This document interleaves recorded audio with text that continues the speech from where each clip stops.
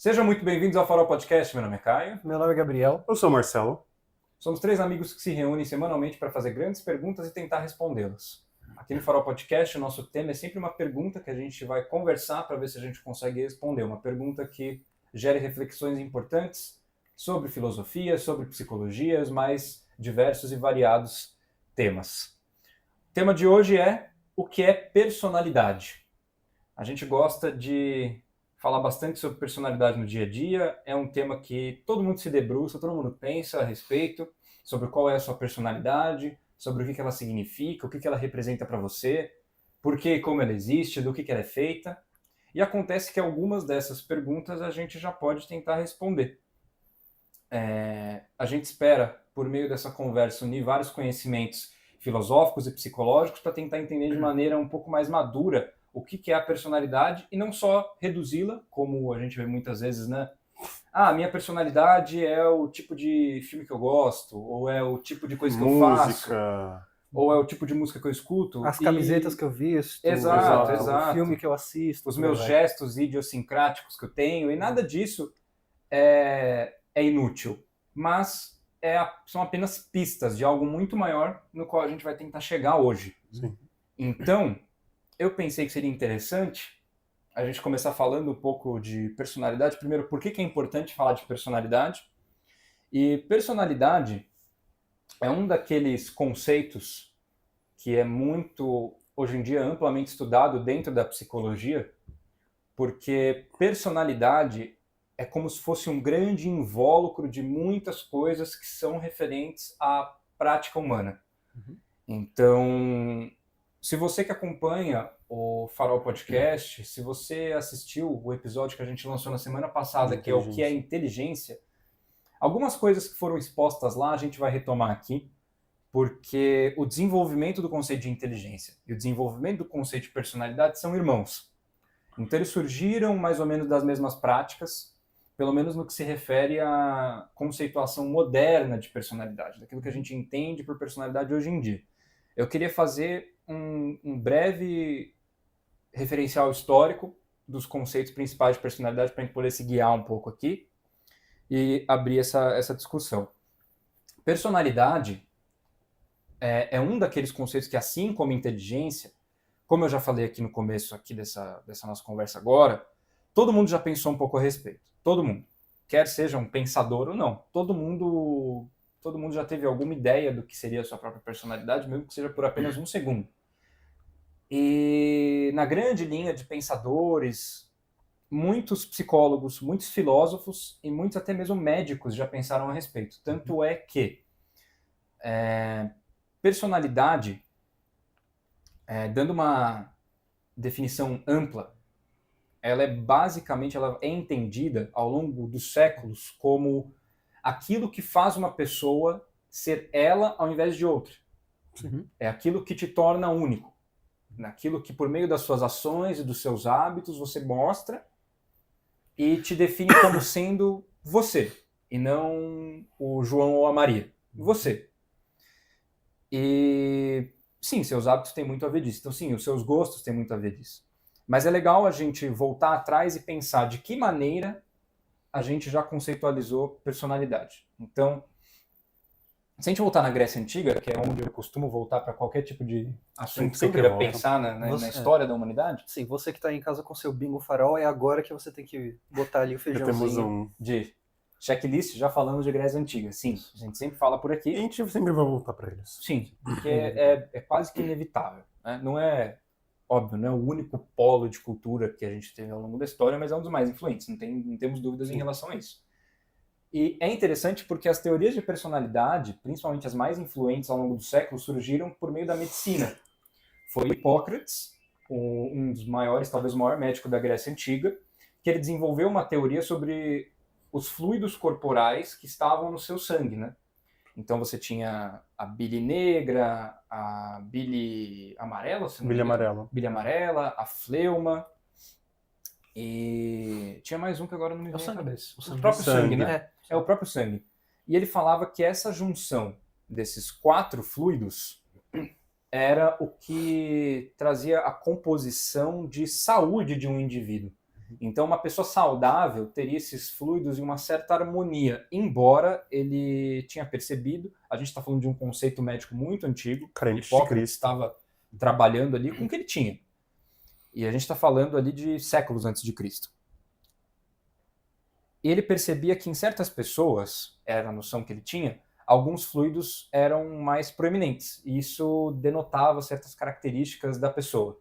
Então, uma pessoa com uma maior fleuma era uma pessoa que tinha maiores tendências a se sentir triste, ou que ele chamava de algo que não era saudável, porque estava referente à melancolia, Sim. que era como a depressão, que a gente chama de depressão hoje em dia, era entendida naquela época. Então, cada fluido, em excesso, tinha uma disposição para algum tipo de estado de saúde, né? Isso era Hipócrates. A teoria de Hipócrates ficou assim até mais ou menos a gente chegar em Roma, com Galeno, que vai olhar para o que Hipócrates desenhou e ele vai esquematizar isso falando, existem 4 temperamentos. É ele que vai utilizar esse termo, temperamento. Ele vai cunhar esse termo que fica tão importante para a psicologia da personalidade. Um temperamento é esse conjunto de características e disposições e tendências que constituem uma pessoa específica. Então, ele vai falar que existe o temperamento colérico, que tem a ver com o sangue de Hipócrates. Ele vai falar do melancólico, que tem a ver com a fleuma. Desculpa, na verdade não é a fleuma, né? É a bile negra. Não é? É a bile negra. É a bile negra. A fleuma é do fleumático. Isso. E a bile amarela é do sanguíneo. Não, sangue sangue é do sanguíneo. A bile amarela. Bilha amarela se é não me engano, colérico. do colérico. E a negra é do... A negra é do Do melancólico, melancólico. a fleuma é do fleumático O sangue do e sanguíneo. sangue do sanguíneo.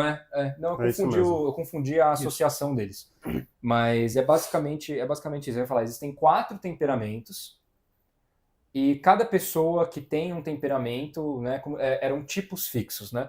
Então, o entendimento de personalidade ao longo da maior parte da história humana é que existem certos tipos de temperamento ou personalidade, esses termos já foram entendidos como sinônimos, Sim. E você tem um deles, que pode ser dominante ou não.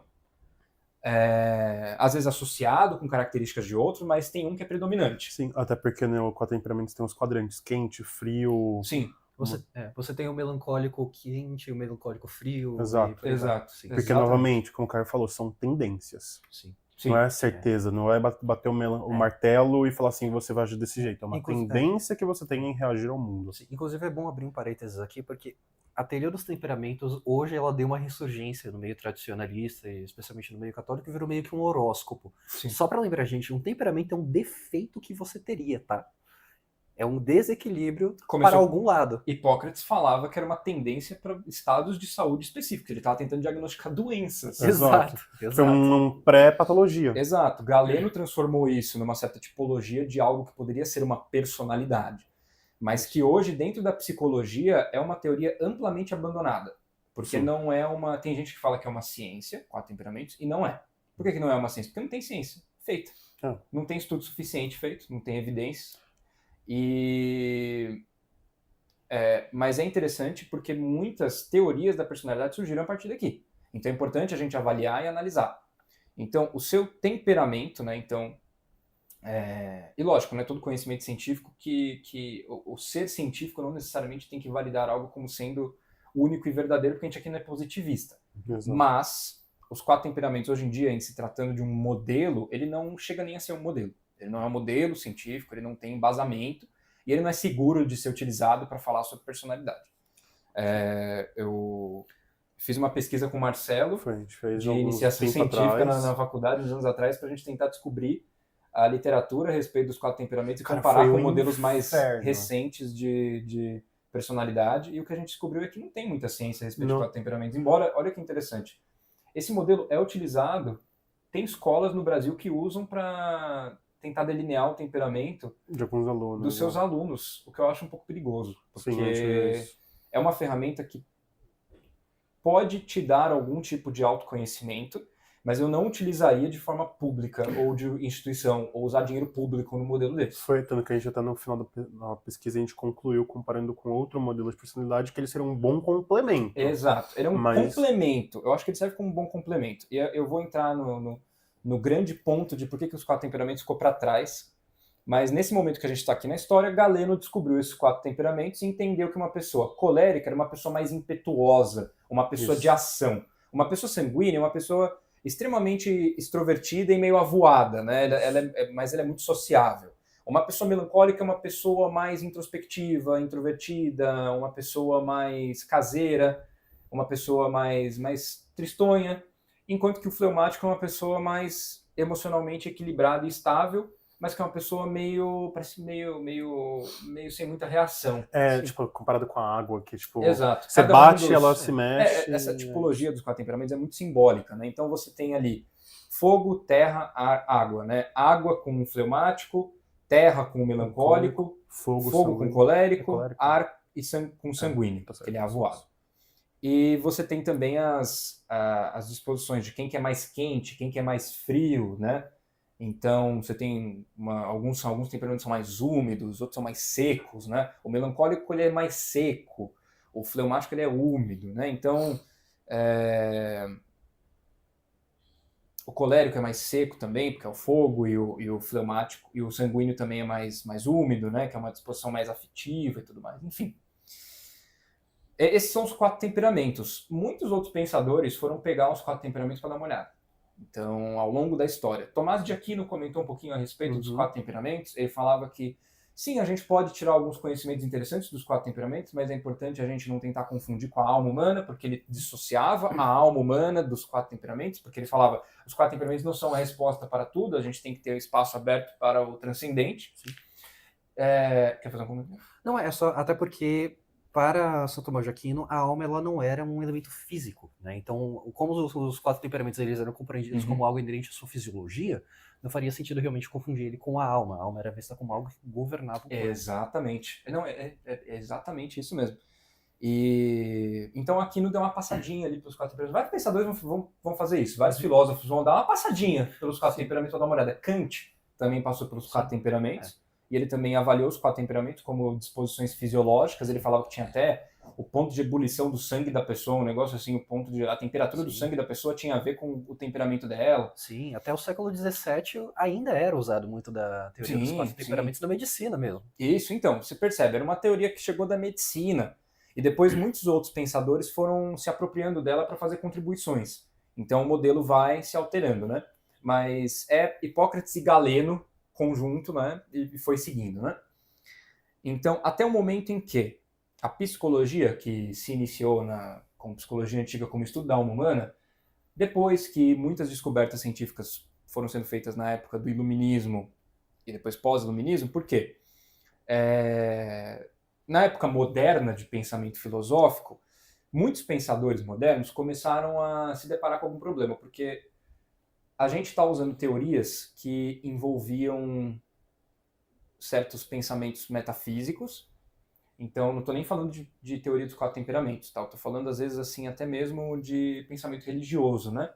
E as mudanças científicas daquela época começaram a deixar dúvidas na cabeça das pessoas. Então, por exemplo, onde está a alma humana nesse quesito todo, nessa questão toda? A gente avançou muito com estudos anatômicos do ser humano, a gente destrinchou o corpo humano, depois do renascentismo, Leonardo da Vinci, toda essa galera, 1400, 1500, 1600, e a gente não achou uma alma.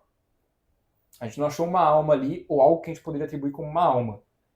E a gente avançando com esse conhecimento científico e meio que domando a natureza, novas filosofias foram surgindo, novas maneiras de interpretar a realidade foram aparecendo, e a psicologia precisou sair do estudo da alma para virar estudo de outra coisa, principalmente depois de Darwin. Então, de 1400 até renascentismo, até mais ou menos ali 1800 por aí com Darwin, muitas revoluções científicas absurdas que mudaram a maneira de pensar. Então, a psicologia precisou se reestruturar e ela precisou reestruturar tudo que ela sabia sobre o ser humano. E daí chega a psicologia moderna, que vai tentar tratar a psicologia não como um braço da filosofia, mas como uma ciência. A gente tem o nosso episódio de psicologia, o que é psicologia, caso você queira mais detalhes desse processo histórico, mas... Por que isso é importante? Porque a gente também teve que reavaliar a questão dos 4 temperamentos também para entender o que era personalidade. Assim como a gente estava reavaliando o que era inteligência. E aí o desenvolvimento da inteligência tem um episódio de inteligência para você assistir. Mas alguns psicólogos que surgiram no início da psicologia moderna vão começar a olhar de maneira diferente para essas teorias da personalidade, assim como com a inteligência que passou por modernos processos de criação de modelos científicos. Então, com a personalidade vai acontecer a mesma coisa. Porém, no início ali da psicologia moderna, a gente ainda tem teorias diferentes chegando que ainda encaravam a personalidade como tipos. Então, você tem o próprio Wilhelm Wundt, o cara que abriu o primeiro laboratório de psicologia do mundo. Conhecido como o pai da psicologia. Como o pai da psicologia moderna. E ele vai olhar para os 4 temperamentos e ele vai falar que é a força das emoções de uma pessoa. Ele estava muito interessado nas sensações, nas emoções, naquilo que era subjetivo, né? E ele vai distinguir dessa forma. Pavlov, do condicionamento clássico, condicionamento de cachorros, né? Aquela coisa que a gente descobriu, né? O cachorro saliva toda vez que ele vê comida, e aí se eu bater um sino, toda vez que eu oferecer comida para ele, eventualmente ele vai começar a salivar só com o barulho do sino, né? Porque vai indicar comida, né? Então, condicionamento clássico, né? Ele vai falar que os 4 temperamentos eram uma versão, era um condicionamento da pessoa. Ele vai trazer para essa parte mais behaviorista clássica, metodológica, né? Enquanto que outros pensadores mais psicodinâmicos, como Freud, vão abandonar um pouco essa ideia desses... Ele não vai abandonar a ideia dos tipos, mas ele vai abandonar a tipologia dos 4 temperamentos e ele vai olhar de uma outra forma. Porque Freud, da psicanálise, tem toda uma maneira de interpretar a natureza humana, né, e o ser humano de uma maneira um pouco diferente. Então ele vai falar que nós temos uma libido, que é uma energia psíquica que tem a ver com o nosso componente sexual. É por meio dela que o Eros se manifesta na vida humana. E o Eros, para Freud, era muito importante, era praticamente tudo. Era meio que uma base. Era meio que uma base. E a partir das manifestações da libido em relação ao indivíduo, surgem certos tipos. Você tem o tipo narcísico, você tem... tem outros dois que agora reprimido, não tem a cabeça. Mas tem outros dois. Mas o tipo narcísico era um dos que eu mais me lembrava, que era uma associação libidinal forte da maneira em que o quanto que você dá e o quanto que você recebe de volta, o quanto que você quer receber e dar de prazer, muitas vezes, né? Posso estar falando alguma besteira porque eu estou generalizando apenas para fazer um processo, uma narrativa histórica aqui. Mas Freud vai introduzir essa questão dinâmica do estudo da personalidade e ele vai ainda falar que são tipos, mas o interessante de Freud é que ele também entendia que quando você está num estado emocional, por exemplo, dominado pela raiva, ou dominado pelo amor, ou dominado pelo sexo, ou dominado pela morte, pelo desejo de morte, né? As pulsões de Freud, era como se fosse uma subpersonalidade dentro de você, de tão grande que era aquele domínio sobre você. Quando a gente às vezes sente que a gente está com muita raiva, a gente pensa, caraca, imagina, quando você vê uma pessoa que você conhece muito, e você vê ela com raiva pela primeira vez, você dá aquele choque, né, de tipo, nossa, eu não esperava que você podia como ficar se ela com tivesse tanta... transformado. É algo bizarro de se ver, né? E isso Freud vai falar que é uma subpersonalidade, como se fosse um espírito que está dominando você, né? Saúde, meu irmão. Obrigado. A minha personalidade nesse momento é de doente. Né? Tem que chamar Hipócrates para fazer um diagnóstico. Ixi, cara, ele vai me sangrar. Melhor. Então, Freud tem essa estrutura psicodinâmica, porque Freud faz parte da psiquiatria dinâmica, né? Então, Freud entende que você poderia descobrir muito do tipo da pessoa por meio da projeção de conteúdos internos em imagens externas. E outros psicólogos vão estruturar essas ideias de projeção, também que Freud falava de introjeção, também. Que são conceitos diferentes. Eu estou resumindo muito Freud aqui. Outros pensadores, como Hermann Rorschach, vai começar a desenvolver aquele teste de personalidade, que é um teste de personalidade chamado teste de Rorschach, que é aquele teste das manchas, que todo mundo já viu em algum momento, que mostra várias manchas para você, e você vai falar o que essa mancha representa para o que você viu, né? E a partir dali, das respostas que você dá à mancha, vai desenvolver ali um padrão de personalidade, e que não é feito, é feito menos para estruturar a sua personalidade e mais para indicar onde teriam possíveis diagnósticos de certos transtornos, de certas questões, de certas de certos conteúdos reprimidos Visões ou de não. mundo. Visões de mundo. É mais visão de mundo também. E sempre usando uma linguagem psicanalítica. Então, Muito simbolismo. exato. O teste de Rorschach e outros testes, como por exemplo o HTP, que é o House Tree Person, que você desenha. Você faz 3 desenhos. Você faz o desenho de uma casa, de uma árvore e de uma pessoa. Existe também a versão HTPF, que faz desenho de uma família. Isso. Nesses 2 testes vai ser a mesma coisa. Você vai desenhar e vai ser entendido depois ali os aspectos que você projetou no seu desenho. Exato. Esses testes, eles são válidos, eles são aceitos? Depende, porque apesar de sim, é bem conhecido dentro da psicologia que você projeta seus conteúdos psíquicos nos seus desenhos ou naquilo que você vê. A interpretação desses testes ela é psicanalítica e a psicanálise tem suas limitações. Então, o teste de Rorschach ele pode te dar algum tipo de conhecimento, mas você tem que entender que, e o HTP também, é um conhecimento psicanalítico. Sim. Então, a psicanálise tem as suas limitações, e aí eu não vou entrar nem no mérito da psicanálise aqui, mas É que eles são bons pontos de partida para iniciar investigações. Sim. Tanto que o Rorschach ele é muito usado em tribunal. Porque além dele ser um teste muito caro, você também que tem um pontapé ali do que identificar ou do que não identificar, assim como o HTP também, que tipo, tem alguns resultados bem bizarros que psicopatas fizeram e etc. Só que, novamente, eles não são completamente comprovados nível ouro. Não, eles não são padrão nível ouro na avaliação da personalidade Tem humana. 1 milhão de testes de amostragens diferentes, Sim. Comparando pares em pessoas diferentes, em lugares diferentes, com idades diferentes. Não tem. Existem problemas, porque justamente a tipologia da personalidade que está sendo utilizada não é a melhor, porque é uma versão psicanalítica. E não é por ser psicanalítica que não é necessariamente a melhor, mas é porque a psicanálise ela não evoluiu esse entendimento da personalidade que veio do Freud. Né? Outros pensadores, talvez, acho que Lacan tinha uma versão diferente de libido, por exemplo, mas eu não vou nem entrar nisso. Mas é uma visão muito deles. Né?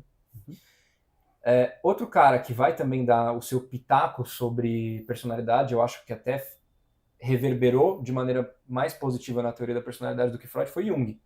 Porque Carl Jung, ele não é apenas o místico louco dos arquétipos, ele também tem uma tipologia da personalidade que ele descreve nos seus tipos psicológicos, e olha que interessante, ele foi o cara que cunhou os termos extrovertido e introvertido. Sim. As palavras extrovertido e introvertido vêm dele, que todo mundo conhece, mas ninguém sabe a origem, veio dele.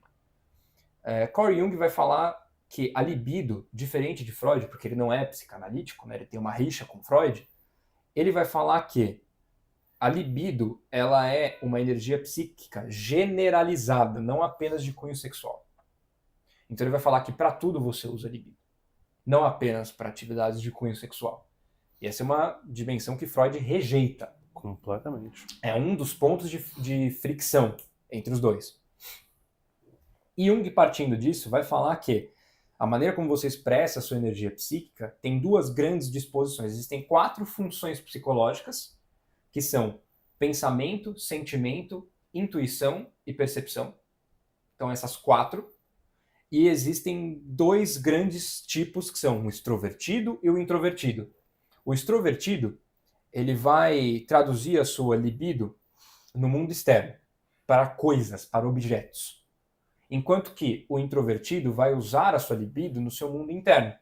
Então ele vai interiorizar o seu processo de energia psíquica para desenvolver autoconhecimento, enquanto que o extrovertido vai explorar o mundo ao seu redor. Cada um com seus vícios, é aquilo que a gente já conhece de extrovertido e de introvertido, aquela coisa de bateria social. Aquela coisa que a gente já sabe que o extrovertido ele ganha mais energia enquanto ele interage com o mundo e com as pessoas, e o introvertido perde. Ele gosta, ele ganha energia quando ele volta para si mesmo. Então isso vem de Jung. Jung vai deixar essa marca na psicologia. Vai fazer, a partir daí ele já era um cara indispensável dentro da psicologia, e dentro da psicologia da personalidade também.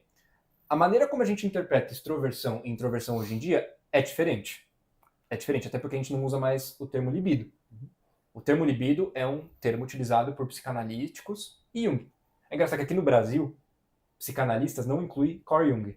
Mas lá fora, sim. Ele ainda é considerado um psicanalista.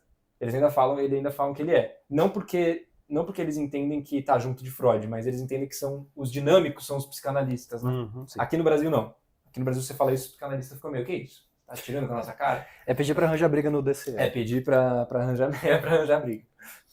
E então Jung fez essa grande contribuição. E a partir daí a gente fecha a história dos tipos. Porque até agora a gente viu estruturas da personalidade que eram baseadas em temperamentos que se manifestavam por meio de tipos específicos. Existem vários tipos, você tem um deles. Inclusive Carl Jung, importante mencionar, a tipologia de personalidade dele deu origem ao MBTI.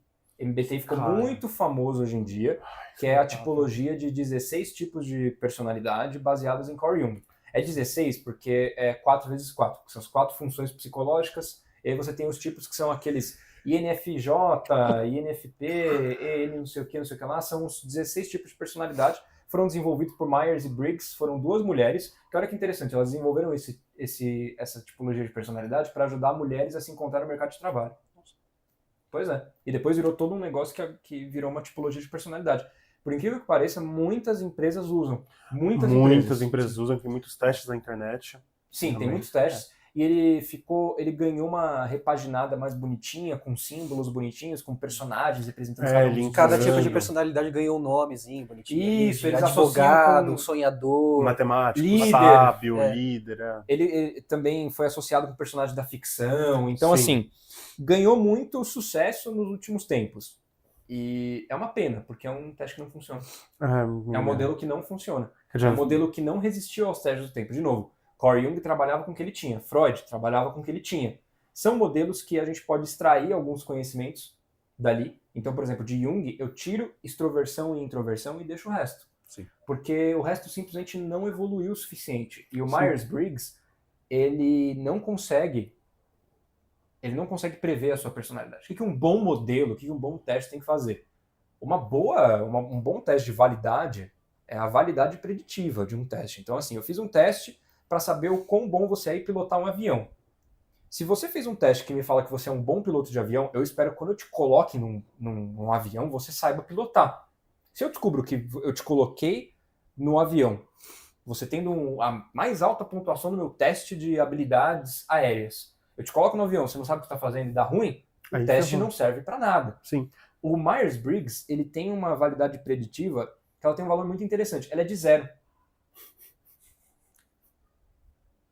Me perguntam sobre esse teste. É foda. Ela é de 0. Ela tem inúmeros problemas. E sabe o que é o problema? Tem um monte de gente que defende. Tem um monte de psicólogo junguiano que ainda não entendeu que essa é a parte de Jung que você deveria abandonar. Sim.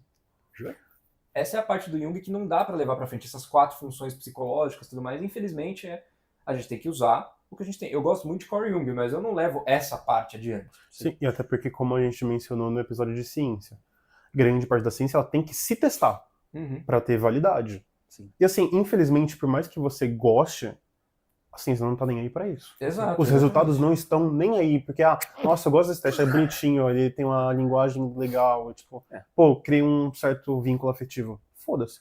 Inclusive, sinceramente, você tem que ser um pouco frio nesse momento e parar de ficar tendo lealdade com o pensador que você gosta só porque você gosta. Exato. Jung é legal. Ele não vai deixar de ser legal porque uma parte da teoria dele não sobreviveu ao teste do tempo. Outras sobreviveram. Tem muitas outras áreas dele pra você explorar. E isso é verdade sobre literalmente qualquer pensador, tá, gente? Cara, São Tomás de Aquino é maravilhoso, doutor de igreja. A gente mencionou ele aqui e a gente vai mencionar ele em todo episódio porque ele escreveu sobre tudo. Sim. Mas escrevendo sobre tudo, naturalmente, nem tudo que ele disser vai estar certo. Exato. Então, essa minha irmã lembra disso. E, inclusive, pra vocês terem noção, existe até aplicativo de namoro que fala pra você fazer um teste de MBTI pra tentar se combinar com gente com personalidade compatível. Verdade, acho que o Tinder tem isso, se não me engano. Sim, tem um chamado Bu também. O Tinder tá fazendo isso, né? De o Tinder tá colocar seu MBTI. Isso. O mais legal de você colocar seu MBTI é que ele não fala porra nenhuma de você. Sim. Tá? Você acha que fala, mas quando você lê o resultado do MBTI, você fala, nossa, é muito eu. Isso tem nome, chama placebo. É a mesma coisa que acontece quando você lê o horóscopo, tá? Sabe o que é interessante a gente falar de horóscopo? Porque, lógico, eu teria que falar de horóscopo no episódio de personalidade. Exato, caracterologia e tudo mais. Então, o que é o horóscopo? Vamos falar de Eneagrama também, que é uma boa, que vem também crescendo bem apoio do Eneagrama. Não é? Enneagrama. Você tem tipos e são números. Feito por Enéas. Mas Enneagramas é assim, você tem do tipo 1, acho que até o 12. E cada um dos tipos você tem ali uma disposição comportamental. O Enneagrama é um negócio muito interessante, porque os próprios proponentes do Enneagrama tentaram fazer estudos para validar e não conseguiram. E o horóscopo, eu realmente preciso falar de horóscopo. O que acontece com o horóscopo? O que acontece com a astrologia? A astrologia é o seguinte.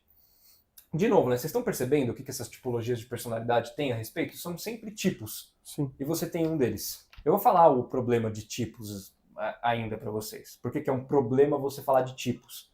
Mas a questão é o seguinte. O horóscopo, o MBTI e o Enneagrama, o que eles estão fazendo? Pior que o MBTI é o que mais tem algum fundamento que pegou de alguma teoria de personalidade, sim, né? Pegou de um psicólogo, né? Não é que nem Enneagrama ou horóscopo, que veio, sei lá, Deus de onde. Mas a questão do horóscopo, principalmente com o horóscopo, mas também com o Enneagrama, com o MBTI, eles usam um tipo de conteúdo, que é 90% do conteúdo de um horóscopo, que é frases generalizáveis. Frases generalizáveis. Então, assim, é aquela coisa do tipo, você tem muita fome normalmente, e quando você tem muita fome, você come até passar a fome. Nossa, muito eu! Quando você tem fome, você tem raiva. Todo mundo, cara. Todo mundo. Entendeu? Eles apenas pegam essas frases generalizáveis. Você gosta de pessoas. E jogam para um outro lado mais do que outros, entendeu? Então, assim, eu sou de touro. Por isso que eu gosto muito de comer. Não, cara, você gosta de comer porque você é ser humano. Nossa, mas eu sou muito guloso, não sei o quê. Mas todo mundo tem momentos de estar guloso. Isso não é um marcador específico o suficiente para falar que é você. Mas, ó, se você for leonino, quer dizer que você é orgulhoso. Oh, meu Deus. Tem aquele truque que você faz com horóscopo. Não importa, se alguém te perguntar, um desses astrólogos meio malucos, se ele perguntar o signo que você é, e você falar um que não é o seu, ele vai justificar o seu e vai fazer sentido para ele. Eles nunca conseguem fazer com que não faça sentido. Que é a marca da pseudociência. Ela tem que explicar tudo. Ela não consegue ser falseável, que é um aspecto muito grande da ciência. Ela quer explicar tudo para você. Ela não consegue ter erros, ter falhas, né? Você nunca vai pegar um astrólogo nunca vai conseguir fazer com que ele entenda que ele está se contradizendo, porque para ele tudo faz sentido, né? Sim. Você chega para ele e você fala assim, eu sou de touro. Ele fala, não esperava, mas nossa, eu acho que faz sentido, porque a maneira que você não... Eu tô mentindo, na verdade eu sou de escorpião. Mentir é uma coisa muito escorpião. Sabe o que é o pior? Então você fala, eu não acredito em astrologia. Clássico Sagitário. Super cético. Você entendeu? Sabe o que é o foda? Você nunca ganha a conversa. E quando eu falo assim, seu signo que é esse? E sua lua? E o seu Vênus? Mas tem que ver a lua e o seu ascendente. O horário que você Marte. nasceu, a configuração, o ângulo da sua bunda no parto. Porque é o seguinte, começou a não fazer muito sentido, né, a questão de ter o signo, porque o mundo começou a disparatar. Aí depois começou a vir outros 15 tipologias que, esses juntos ali, aí sim, né? Eu perdi totalmente fé na humanidade depois que eu descobri que Vênus é o jeito que você transa. É o jeito que você se relaciona com sexo, Aí tem um ascendente que você aspira, se você é escorpião, você é meio bruto. Cara, mano. Então, assim, se algum astrólogo ver isso aqui e tentar falar que a gente tá falando besteira, não sei o quê, cara, acho que começou a besteira quando chegou em signo, entendeu? A partir daí, não tem mais onde chegar a besteira, entendeu? Mesmo se a gente inventar, eu acho que a resposta real é mais absurda do que a gente tá falando. E no final das contas, a pessoa tem todos os signos.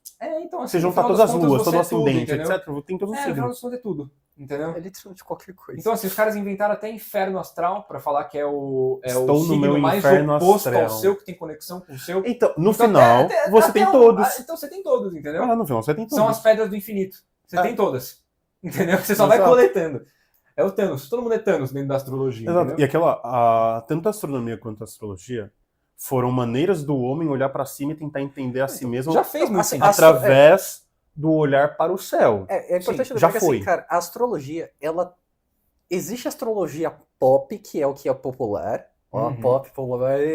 E você também tem aquela astrologia que era a astrologia estudada por monges beneditinos do século XII e XIII, que era o quê? Que era a versão da astronomia que existia na época. A astrologia engatinhou para a astronomia poder andar depois. Assim como muitas outras disciplinas, como a alquimia com a química, e assim e a ideia delas, só para finalizar também esse ponto,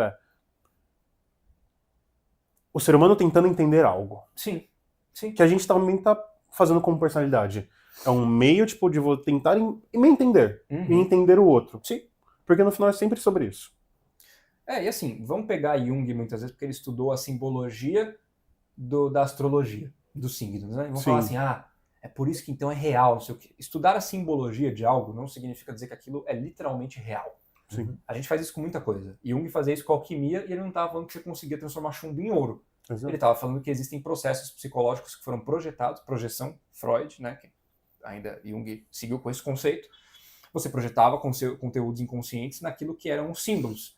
Então, na astrologia, nos signos, você tem muito conhecimento simbólico rico, mas você não pode interpretar aquilo como literal. E agora a gente chega no problema dos tipos. A tipologia de personalidade, uma estrutura da personalidade, não pode lidar mais com tipos. Por quê? A natureza, quando eu falo natureza, você pode entender como mãe natureza, como você quiser. O mundo natural, ele não costuma gerar tipos. Ele gera distribuições. Sim. Então, um exemplo que eu dou muito é altura e peso. São distribuições. Você se encontra em algum dentro delas. Algumas são mais modulares que outras. Sim. A sua altura em um tempo vai fechar. Mas tem uma distribuição. Você tem desde pessoas com nanismo até pessoas com gigantismo e você tem um meio termo. E a maior parte da população está no meio. Exato. Você tem a mesma coisa com inteligência. A teoria do QI. Que a gente comentou no último Que a gente episódio. comentou no último episódio. É a mesma coisa. Você tem aquela curva de sino. Você tem os extremos, um QI muito alto e um QI muito baixo, e você está no meio. Com a personalidade, é a mesma coisa. Não são mais tipos. Qualquer tipo de tipologia, eu não vou mais nem usar a palavra tipologia, mas uma estrutura de personalidade, qualquer modelo de personalidade que queira ter algum tipo de validade, ele não pode mais falar assim, existem 12 personalidades e você tem uma delas. Ou você tem duas, não sei o quê. Não, Trancando muito. a natureza humana, ela varia por meio de graus e não por tipos necessariamente. Então, quer falar alguma coisa? Não, é só uma explicação para isso ficar mais claro. Pensa o seguinte, você só é, por exemplo, extrovertido ou introvertido com relação a alguém. Eu, por exemplo, eu vou ser introvertido com relação ao cara que leva um violão pra festa. Eu sou muito mais introvertido do que esse cara. Exato. Mas pega o cara, por exemplo, um agorafóbico que tem medo de sair de casa, você é muito mais extrovertido do que ele. Então você sempre, não adianta você criar um tipo e tentar impor isso sobre as pessoas, porque isso existe dentro de um espectro. Sempre vai ter a pessoa mais ou menos introvertida. Exato. E você vai estar encaixado em algum lugar ali dentro. Exato. E quando você usa só apenas tipologia, você está reduzindo a sua própria existência. Sim. E a complexidade do que é ser humano, do que é viver em sociedade. Exato, você está reduzindo características humanas que são muito ricas. São muito ricas. Sim. E são moduláveis, elas não são fixas. A gente não é bicho tão fixo assim, quanto a gente gostaria de imaginar. Sim, inclusive mais pra frente eu vou ter muito a dizer sobre isso, inclusive, sobre o dinamismo da personalidade. Sim, Opa, e interessante, vamos falar sobre inclusive, isso. tanto desde filosofia até neurociência, eles comprovaram isso. Sim, exato. E mais de uma pessoa diferente, em tempo diferente. Exato. Então, assim, a maneira de interpretar personalidade, vamos voltar para aquele perfil, para aquela narrativa histórica, e vamos falar agora do início da psicologia moderna. Então a gente vai pegar as primeiras, final ali do século XIX e começo do século XX. Então, existem certas figuras que são muito importantes para o desenvolvimento da psicologia que vão colocar a mão ali na personalidade e vão dar contribuições muito relevantes, além dos dinâmicos de Freud, Jung e tudo mais que a gente está falando. Então agora a gente vai começar a chegar nos modelos mais recentes e mais validados, que são os modelos mais científicos da coisa agora. Você tem uma figura que é Francis Galton. Galton, ele é primo de Charles Darwin. Eu também mencionei ele no episódio de inteligência. Sim. Então ele é um cara muito importante para esse começo da psicologia. Ele tem algumas teorias muito defasadas. Ele era um cara que acreditava demais que a hereditariedade humana era suficiente para determinar todo ser humano. E ele também acreditava muito nas sensações. Ele estudava muito mais sensações do que qualquer outra coisa, né? E o conhecimento dele é um pouco não sobreviveu aos testes do tempo, mas foi um cara muito importante para os desenvolvimentos de inteligência e personalidade, porque ele começou a montar uma ideia da teoria lexical, a hipótese lexical de desenvolver conhecimento a respeito de personalidade. Porque quando a gente fala de personalidade, o Galton ele queria saber assim, tá, mas e se eu tentar entender a maneira que a gente é individualmente, se eu começar a pegar linguagem para falar isso? Porque eu acho que existe muito da gente na linguagem. Sim.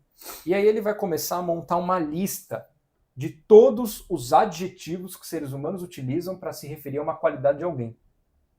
Eu até peguei aqui que tem uma lista, que eu não queria esquecer. Então, eu até peguei a lista aqui. Então, você tem maneiras de você falar, você pode se referir a alguém por um estado interno, essa pessoa está feliz ou triste. Você pode falar por um estado físico, essa pessoa está tremendo, essa pessoa está rígida. Você pode falar de uma atividade específica, ela está gritando, ela está chorando, ela está falando. Você pode falar de efeitos causados, então essa pessoa é assustadora, essa pessoa é inspiradora. Você pode falar sobre papéis sociais, essa pessoa é um pai, essa pessoa é um advogado. Você pode falar sobre avaliação de conduta, essa pessoa teve uma conduta aceitável, essa pessoa teve uma conduta inaceitável. Você pode falar de descrições morfológicas e anatômicas, então essa pessoa é alta, essa pessoa é baixa. E você pode falar sobre traços. Essa pessoa é extrovertida, essa pessoa é introvertida. Então, de todas essas características, de diferenças individuais, a personalidade vai falar agora. A gente vai estudar as diferenças individuais. Quais dessas diferenças individuais que eu falei faz sentido para a gente fazer uma psicologia a respeito dela? Sim. Quais dessas a gente vai olhar? Então ele vai montar uma lista de adjetivos baseadas na língua inglesa. E ele vai fazer uma lista de 18.000 palavras que as pessoas usam para classificar comportamentos de outras pessoas e diferenças individuais entre pessoas. Então você tem essa lista imensa de adjetivos. E é daí que vai surgir muita coisa importante dentro da psicologia da personalidade, dessa lista, dessa hipótese lexical. Acontece que Galton estava certo. Tem muito de nós em como a gente se expressa.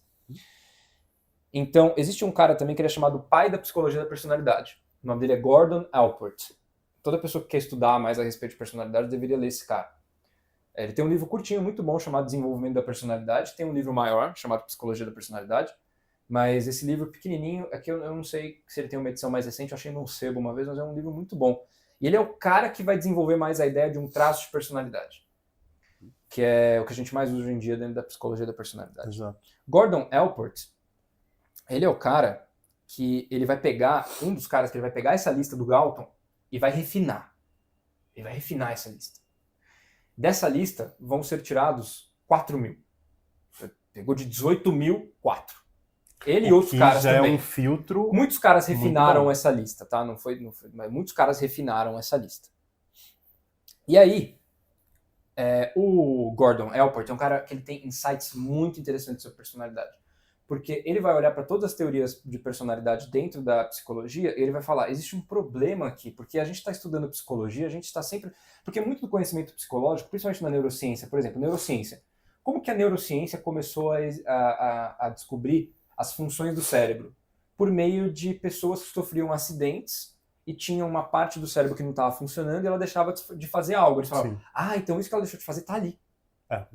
Porque se essa parte do cérebro parou de funcionar e ele parou de fazer isso, então provavelmente alguma coisa está ali. Essa parte do cérebro bateu, parou de funcionar, ele parou de falar. Essa é a parte que tem linguagem envolvida. É meio brutal. É meio brutal, mas assim, você não vai pegar o cérebro de uma pessoa e vai começar a cutucar pra você, né? Antigamente faziam isso. Dá uma marretada na na cabeça dela. Faziam com animais, principalmente. Também. Então, assim, os comportamentais, como que os psicólogos comportamentais vão descobrir muito de condicionamento do ser humano? Por meio de estudo com bicho em laboratórios. Sim. Por muitas décadas foi isso.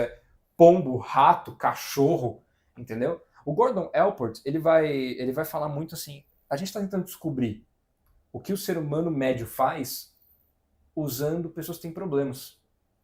A gente está tentando, ou por meio de bicho, ou por meio de... Então, assim, eu não estou jogando a neurociência e a psicologia comportamental no lixo, mas na época que o Gordon Allport escreveu isso, que é a década de 50 por aí, fazia muito sentido. Então, assim, você vê que naquela época era mais behaviorismo metodológico. Sim. O Skinner, ele era mais para essa época. Ele estava surgindo nessa época do behaviorismo radical.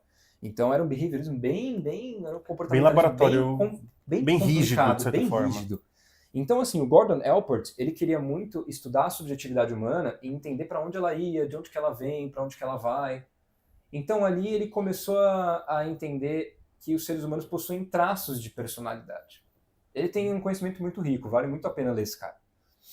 E ele vai entender que esses traços de personalidade são como se fossem dispositivos que abrangem muitos comportamentos e muitas tendências comportamentais que estão dentro da gente. E esses traços definem muito daquilo que a gente se interessa, daquilo que motiva a gente, para onde que o que a gente gosta de fazer, o que a gente faz por hábito, o que a gente faz por instinto. E eles estão ali nesses traços. Então foi um cara muito importante. E depois dele vai chegar um cara chamado Raymond Cattell. Raymond Cattell é um cara muito importante dentro da psicologia porque ele foi o cara que cunhou testes de personalidade. A ideia de um teste de personalidade vem dele. A ideia de fazer teste de personalidade e principalmente, não a ideia, mas assim, o nome, teste psicológico, veio desse cara. Esse cara vai pegar essa lista de adjetivos que eu tinha mencionado, de diferenças individuais, e ele vai organizar em variáveis bipolares. Então ele vai organizar de acordo com os seus opostos. Então ele vai pegar assim, extroversão. O que é extroversão? Ok, é uma disposição, é uma tendência, tem certos comportamentos relacionados. Introversão é o oposto. Daqui a gente faz um traço. Daqui a gente faz um traço. Sim. Porque é um traço psicológico. Então, assim, de um lado você tem o extrovertido, de outro lado você tem o introvertido. De onde mais que a gente vai agregar? O que mais a gente vai agregar aqui? O que mais a gente vai fazer? Ele começou a organizar. Ele começou a entender como que essas palavras, como que elas se relacionavam. Então, ele começou a usar 2 métodos estatísticos muito relevantes que também foram utilizados para o QI, para descobrir o QI. Então usaram na personalidade também, que é correlação e análise fatorial. Então, correlação. Correlação, explicando brevemente, são o grau de relacionamento entre 2 variáveis, o quanto que elas são parecidas, não o quanto que uma causa, a outra tem nada a ver. O quanto que elas são parecidas. Então vai de 0.0 até 1.0, aí tem 0.1, 0.2, 0.3, 0.4, 0.5. Quando você tem uma correlação muito grande, 0.9, 0.8, provavelmente você não está vendo 2 coisas, está vendo uma coisa ou 2 coisas que fazem parte de um conjunto maior. Então, só para vocês terem noção, dentro do QI, que a gente explicou no episódio anterior, é uma estrutura hierárquica. Você tem o QI e você tem as funções que fazem parte do QI. E elas são muito correlacionadas. É tipo ponto 8, ponto 9, é muito correlacionado. Funções de memória, funções de habilidades numéricas, habilidades linguísticas, está tudo ali. Habilidades visoespaciais, está tudo ali dentro do guarda-chuva do QI. Com personalidade, é parecido, mas a correlação é maior. Então os tipos são mais distinguíveis entre si. É correlação de ponto 4 ou ponto 3. Então é uma correlação que é o suficiente para você falar assim, tem relação, mas são coisas diferentes.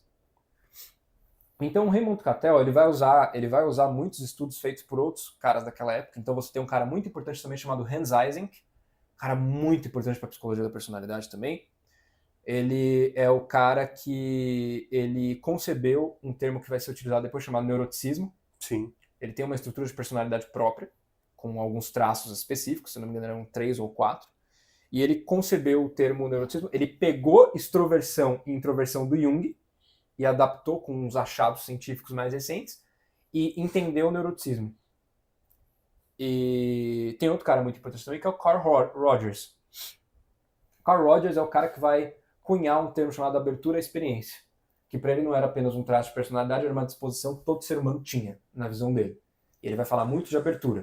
Por que eu estou falando desses termos? Porque o Raymond Cattell, quando ele vai desenvolver ali a análise fatorial. Porque o que é análise fatorial? Análise fatorial é o seguinte, você vai pegar um conjunto de correlações. Então imagina que nesse caso a gente está falando de adjetivos, né?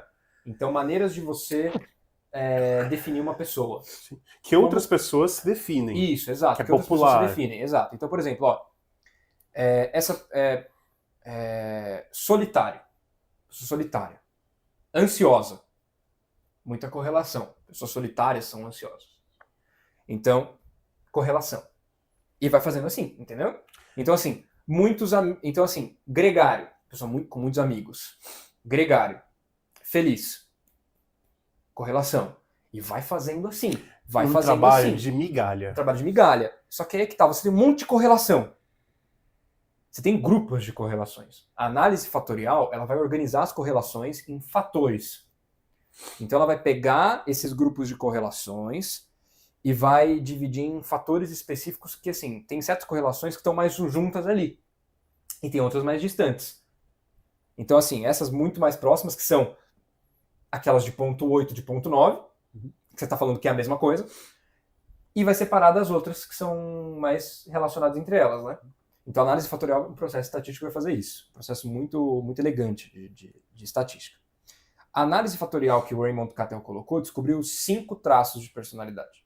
Que hoje em 5. dia é o mais utilizado, mais testado. É o modelo que tem 5 traços de personalidade. Ele refez ele refez esses testes, ele sempre descobria 5, que foram apelidados de neuroticismo, extroversão, cultura, que depois acabou virando abertura à experiência, afabilidade, conscienciosidade. Esse é o modelo Big Five de personalidade, que vai pegar, então, de muitos lugares, a origem desses traços tem origens diferentes para tudo quanto é canto que você for olhar, mas é um modelo que depois muitos outros pesquisadores, muitos caras importantes da psicologia da personalidade vão sempre tentar repetir esses achados e vão sempre encontrar 5. Então eles sempre vão fazer essa análise correlacional, eles vão fazer essa análise fatorial e eles vão sempre, a partir da hipótese lexical, eles vão sempre encontrar 5 traços, sempre. E eles começaram a desenvolver testes a respeito disso. Um dos mais famosos é o teste que o Costa e o McCrae desenvolveram na década de 80, que é um modelo de Big Five que um monte de gente usa, é o mais conhecido. Então eles entendem que são 5 traços de personalidade e esses traços são bipolares. Então o traço de extroversão, você tem uma pontuação para cada traço e quanto maior a pontuação, mais extrovertido você é. Se tem uma pontuação baixa, você é introvertido. Então eles são bipolares. E aquela curva de sino, a maioria da população está no meio, tem pontuações medianas, enquanto que, como se tratam de 5 traços, né, você vai ter um ou outro traço que vai ser mais extremo e outros que vão ser mais medianos. Às vezes tem pessoas que têm todos medianos, às vezes tem todos pontuações muito altas ou muito baixas. Então é muito variado. E isso é legal porque agora a gente entrou na personalidade que são traços, não são tipos. Então a sua personalidade não existe tipo, não existe um número definido de personalidades mais. Agora a sua composição dos seus 5 traços é a sua personalidade. É como você é. Então a sua medida de extroversão, de afabilidade, de neuroticismo, de conscienciosidade e abertura à experiência. É isso que vai mostrar a sua individualidade. Sim. É a sua individualidade como um todo, toda a sua subjetividade? Não, porque existem limites, até porque personalidade ela é entendida hoje em dia como as suas tendências, as suas maiores tendências comportamentais. Então, o que está fazendo parte de cada um desses traços? Então, assim, extroversão e introversão eu já até delineei mais ou menos. O que mudou de Jung para cá? É que a gente sabe que hoje em dia a gente tem certas regiões do cérebro que cada traço estão mais referentes. Então, a gente sabe hoje em dia, por exemplo, só para dar uma diferença de Jung, a gente sabe, por exemplo, que extroversão tem muita relação com o sistema dopaminérgico. Sim, esse é o sistema que eu tenho anotado aqui, que é o córtex órbito-frontal medial, que é o sistema de recompensa. Sim. Tipo, fica bem na frente. E a gente sabe que essas pessoas elas têm mais dopamina, elas sentem mais dopamina também, com mais intensidade. Extroversão, hoje em dia, ela é encarada como sensibilidade a emoções positivas, né? Sim. Então, todas as emoções positivas, felicidade, alegria, esperança, euforia, todas estão ali compondo extroversão, né? Pessoas muito extrovertidas têm muito mais dessas emoções, elas acontecem muito mais frequentemente, elas sentem com mais força, e o introvertido não, né? E a coisa da bateria social ainda permanece. Exato. Vou falar rapidinho de cada um deles, mas eu poderia falar 1 hora de cada traço. Então, o traço de neuroticismo é emocionalmente o oposto. É a sensibilidade a emoções negativas. Então, assim, uma pessoa muito neurótica, ela normalmente é uma pessoa mais ansiosa, ela é uma pessoa mais negativa e pessimista sobre a vida, porque ela sente mais medo, mais tristeza, com muito mais frequência. Sim. Até viram também, tipo, usando neurologia em 2010, é um estudo muito bom, fazendo exames de imagem com 116 pessoas. Uhum. Que eles fizeram também o Big Five certinho. Dos 5 traços, 4 eles conseguiram ver ativações diferentes no cérebro das pessoas. Uhum. E neuroticismo teve muita ativação, teve uma ativação muito diferente da amígdala, Sim. que é como ela controla a emoção. Sim. Então, tipo, realmente faz sentido que ela é mais é sensível. mais sensível. Porque o cérebro dela, Uhum. ela é biologicamente mais sensível. Exato, você tem uma propensão a ter emoções mais negativas, porque a amígdala te prepara para o perigo. Então, ela faz regulação emocional e te prepara para situações de perigo. Então, são pessoas que cada traço não existe uma estrutura de traços que seja ideal. Cada traço tem os seus fatores positivos e negativos. E cada um desses traços você pode dividir em várias facetas, que são chamadas, né? Para o Costa e para o McRae existiam 6 facetas principais para cada um dos traços. Então, dentro de extroversão, sociabilidade, entusiasmo, enfim. Vou falar mais disso mais para frente. Mas passando por cada um dos traços, então neuroticismo. Qual que é o oposto de neuroticismo? A pontuação mais baixa. Estabilidade emocional. Pessoas que têm um humor mais estável, elas não têm essa volatilidade tão grande, elas não se distanciam, não têm esse afastamento tão grande com coisas que dão medo, né? Não são tão ansiosas também. Lado positivo e negativo, uma pessoa muito neurótica, uma pessoa muito estressada e provavelmente tem ansiedade ou depressão, normalmente os dois.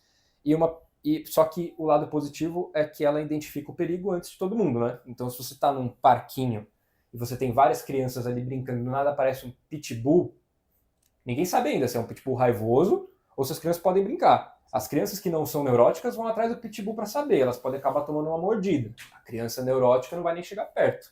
Se for um pitbull raivoso, ela vai sobreviver. Sim. O problema é que se for um pitbull que só ia querer brincar, ela ia perder uma brincadeira divertida com os amigos. Então você tem os prós e os contras de você se afastar mais ou ir em direção a riscos. Assim, né? Como a extroversão também tem seus pontos positivos e negativos. Sim, é aquilo que a gente falou. Uma criança extrovertida ia ser a primeira a ser mordida. Uma criança extrovertida que não é muito neurótica, Cristo. Deus do Então, céu. é o caos de controlar em casa. Zero instinto de sobrevivência. Nossa senhora. Uma pessoa muito impulsiva, né? Exato. Se ela não for muito conscienciosa, então já é. Mas, então, afabilidade é um outro traço. Afabilidade é a dimensão da cooperação e do antagonismo, né? Então, muita afabilidade, você é uma pessoa muito cooperativa que gosta de seres humanos e gosta de cuidar dos outros, enquanto que, se você tem uma pontuação mais baixa, você é uma pessoa muito antagônica, você é uma pessoa que gosta de desafiar, você é uma pessoa que gosta de criar polêmica, você é a pessoa que vai trazer o tema de política na reunião de Natal da família. Sim. Você é um cara muito mais individualista, enquanto que você é mais cooperativo se você for afável. Problemas da afabilidade alta. Você provavelmente vai ser enganado por alguém porque você é muito ingênuo e você acha que todo mundo você tem um otimismo muito grande com todos os seres humanos que existem na Terra. E depois você acaba ficando meio ressentido porque você não sabe dizer não para as pessoas e você vai ficar ressentido por causa disso. E às vezes você fica meio ressentido com a humanidade. Enquanto que é uma pessoa antagônica, lado positivo, porque parece meio ruim, né? Você ser antagônico, né? As pessoas não querem muito chegar perto porque você é muito individualista. O lado negativo é realmente essa questão mais vou passar por cima de você para fazer o que eu quero. O lado positivo é que elas cuidam mais dos seus problemas e não levam problemas dos outros para casa, né? Então elas têm menos sofrimento mental. Sim, uma pessoa antagônica, ela vai falar, não, eu pedi sem picles, por favor. Exato. Ela vai ter menos estresse. Barbeiro, eu não gostei do meu corte. Ela vai ter menos estresses na vida. Quanto isso. Então, assim, então é um lado positivo de você saber se impor.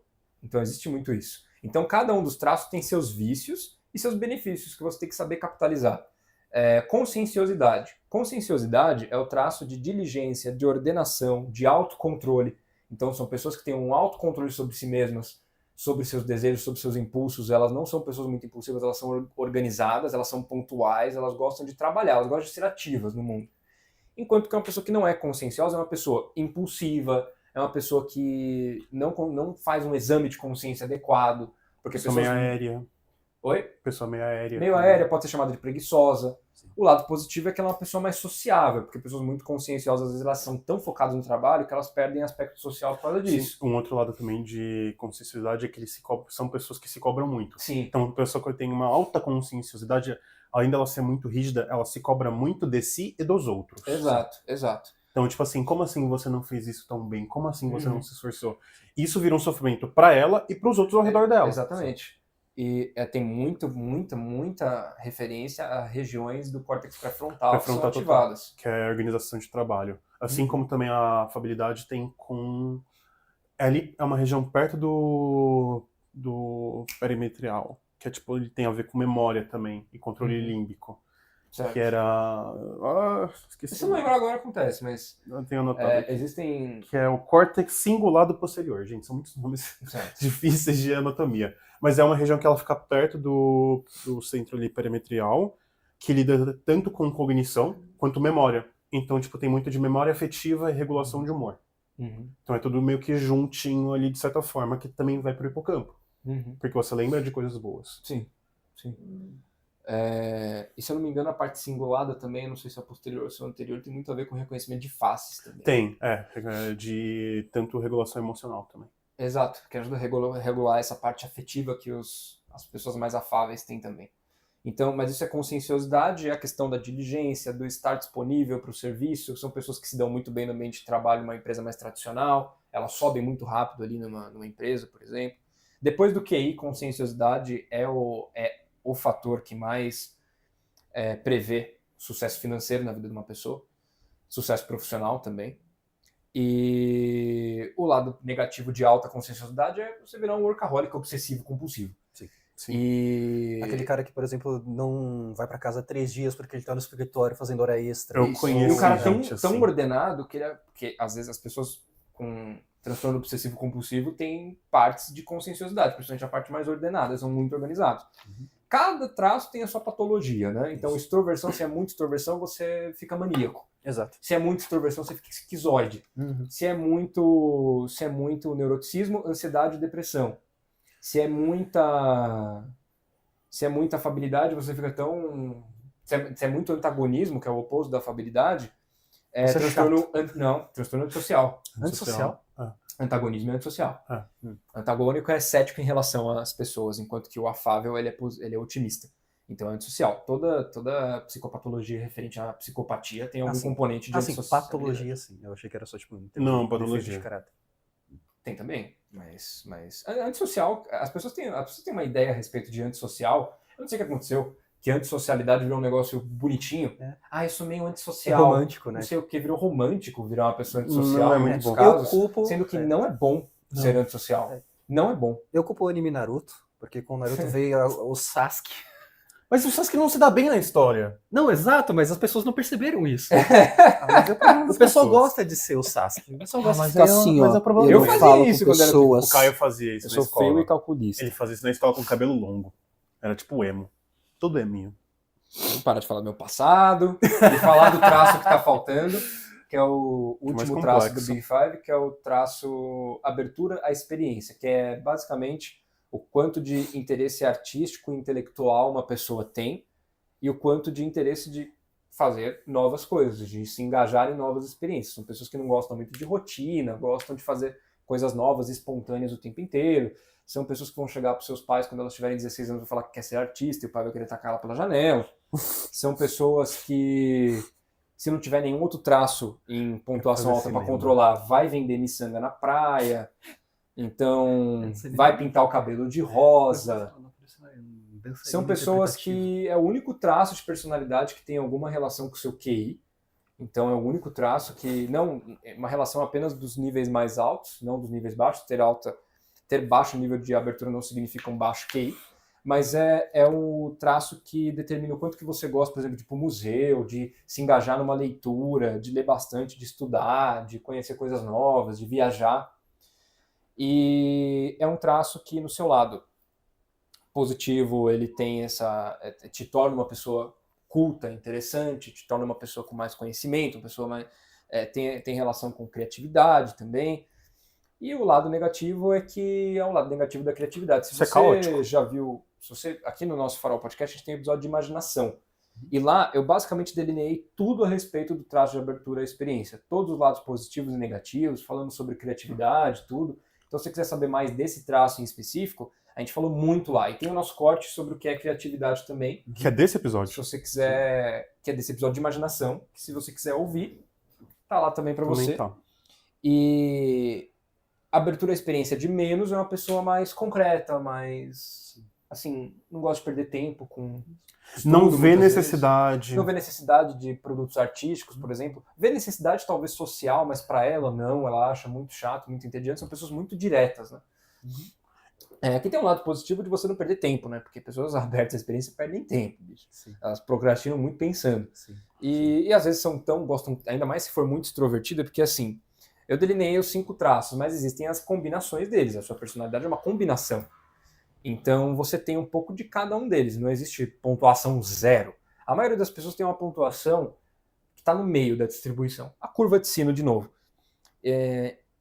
Normalmente, assim, o que eu mais vejo, que eu já apliquei muito teste de 50, personalidade, eu já apliquei muito teste de personalidade em projeto científico, estou fazendo um agora que eu estou aplicando de novo também. O que eu mais vejo é que normalmente você tem traços que são mais dominantes e você tem outros que estão mais medianos. Então você tem uma média padrão e você tem alguns que dominam normalmente. E são 2 ou 3. Mas eu já vi também os 5 traços altos também. Mas normalmente assim, você tem disposições maiores, né? Você tem tendências maiores ali de uma pessoa. Então, o que é interessante saber a respeito disso? Às vezes uma pessoa, por exemplo, que é muito conscienciosa e muito aberta, como que fica essa pessoa, né? Porque uma pessoa conscienciosa é muito focada em rotina e uma pessoa aberta é muito focada no novo.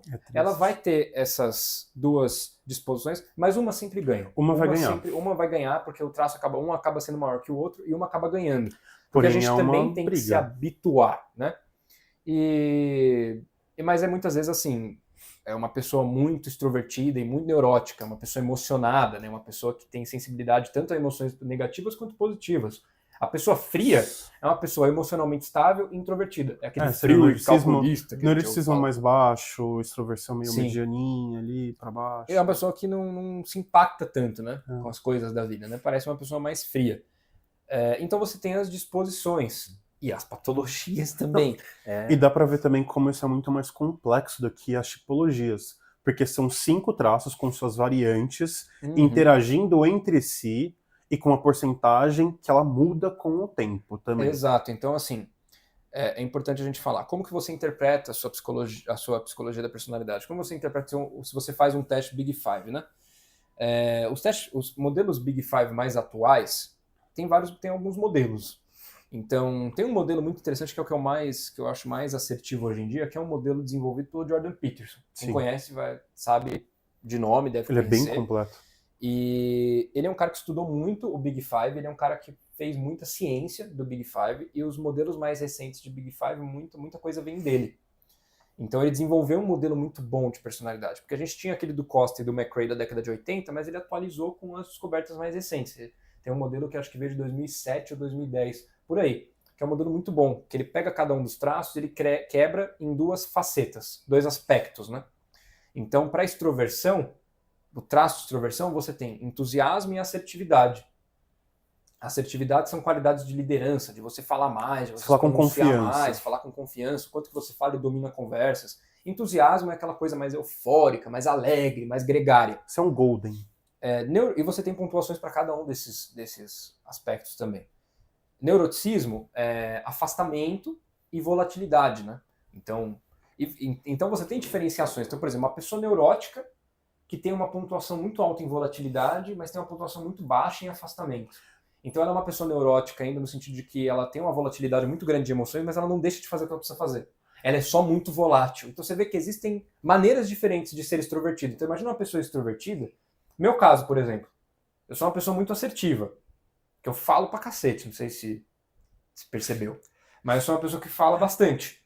Só que ao mesmo tempo, eu não sou muito entusiasmado no sentido de porra, vamos fazer gregários, caralho, não sei o quê. Eu sou ativo de fazer minhas coisas, mais pela conscienciosidade do que pela extroversão. Mas existem maneiras diferentes de você ser uma coisa ou outra. Eu sou muito mais introvertido no geral, mas eu tenho esse aspecto da assertividade, falando no meu caso. Então, no seu caso, você tem a sua combinação diferente de aspectos dentro de cada traço, que te deixam único, né? Então, dentro do neuroticismo tem esses 2. Dentro da afabilidade, você tem... Empatia e educação. Compaixão. Compaixão e educação. Compaixão, que é o quanto que você se interessa e tem empatia pelo próximo. E educação, que é o quanto que você é polido na sua maneira de falar, o quanto que você gosta ou não de machucar os sentimentos dos outros. Até porque, novamente, como a gente já comentou antes, é um certo carinho, a afabilidade é um certo carinho pela pessoa. Então faz sentido você tomar cuidado com o que fala, porque se você falar algo que machuca o outro, você vai sentir aquilo. Sim. E se você for neurótico, isso vai te machucar mais ainda. Exato, exatamente. E você tem ali, na conscienciosidade, você tem os 2 aspectos, que são diligência e ordenação. Então, diligência, atividade. Faz uma coisa, termina, já vai para a próxima, vai para pontualidade. Ordenação. tudo organizado, tudo junto, tudo unificado, gosto do meu ambiente como é. Então uma pessoa conscienciosa, que ela é apenas ordenada, mas não é muito diligente, ela protela para fazer o que ela precisa fazer, mas é muito organizada. Às vezes ela usa a organização como uma válvula de escape para não ter que fazer o que ela precisa fazer. Que ela acaba sendo neurótica também. A combinação dos traços é uma maravilha. Existem correlações entre cada um desses aspectos. Né? Pode ser positivo ou negativo. Então, ordenação está relacionada com o neuroticismo. Diligência não. Quanto mais diligente você é, menos neurótico você é. Porque não dá para você ter afastamento muito alto e diligência muito alto.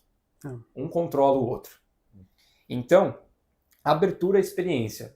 Você tem intelecto, que é interesse por ideias, interesse por abstração, interesse por você estudar teorias, por você gostar muito de conversar sobre ideias filosóficas e tudo mais, cultura, e você tem o aspecto de estética, né, que aí é a parte da criatividade, que é fantasias, imaginação, poder imaginativo, tudo que a gente falou em imaginação e criatividade que você pode conferir no nosso canal.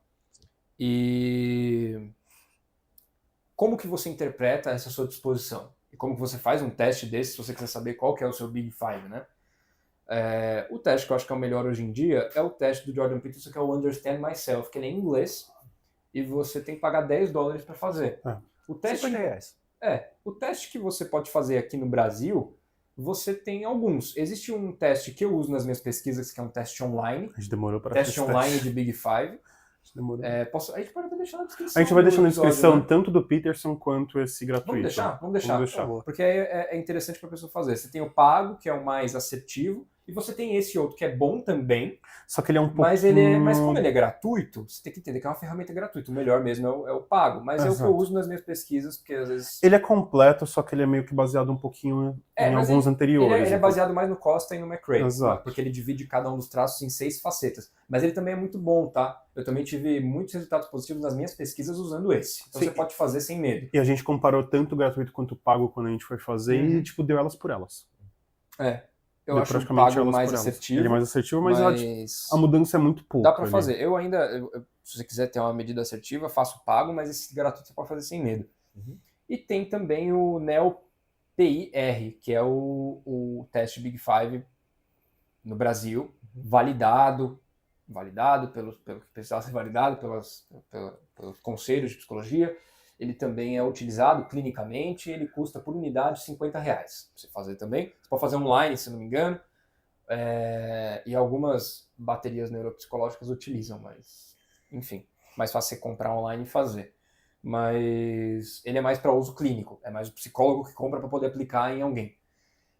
E ele é também baseado no Costa e no McRae.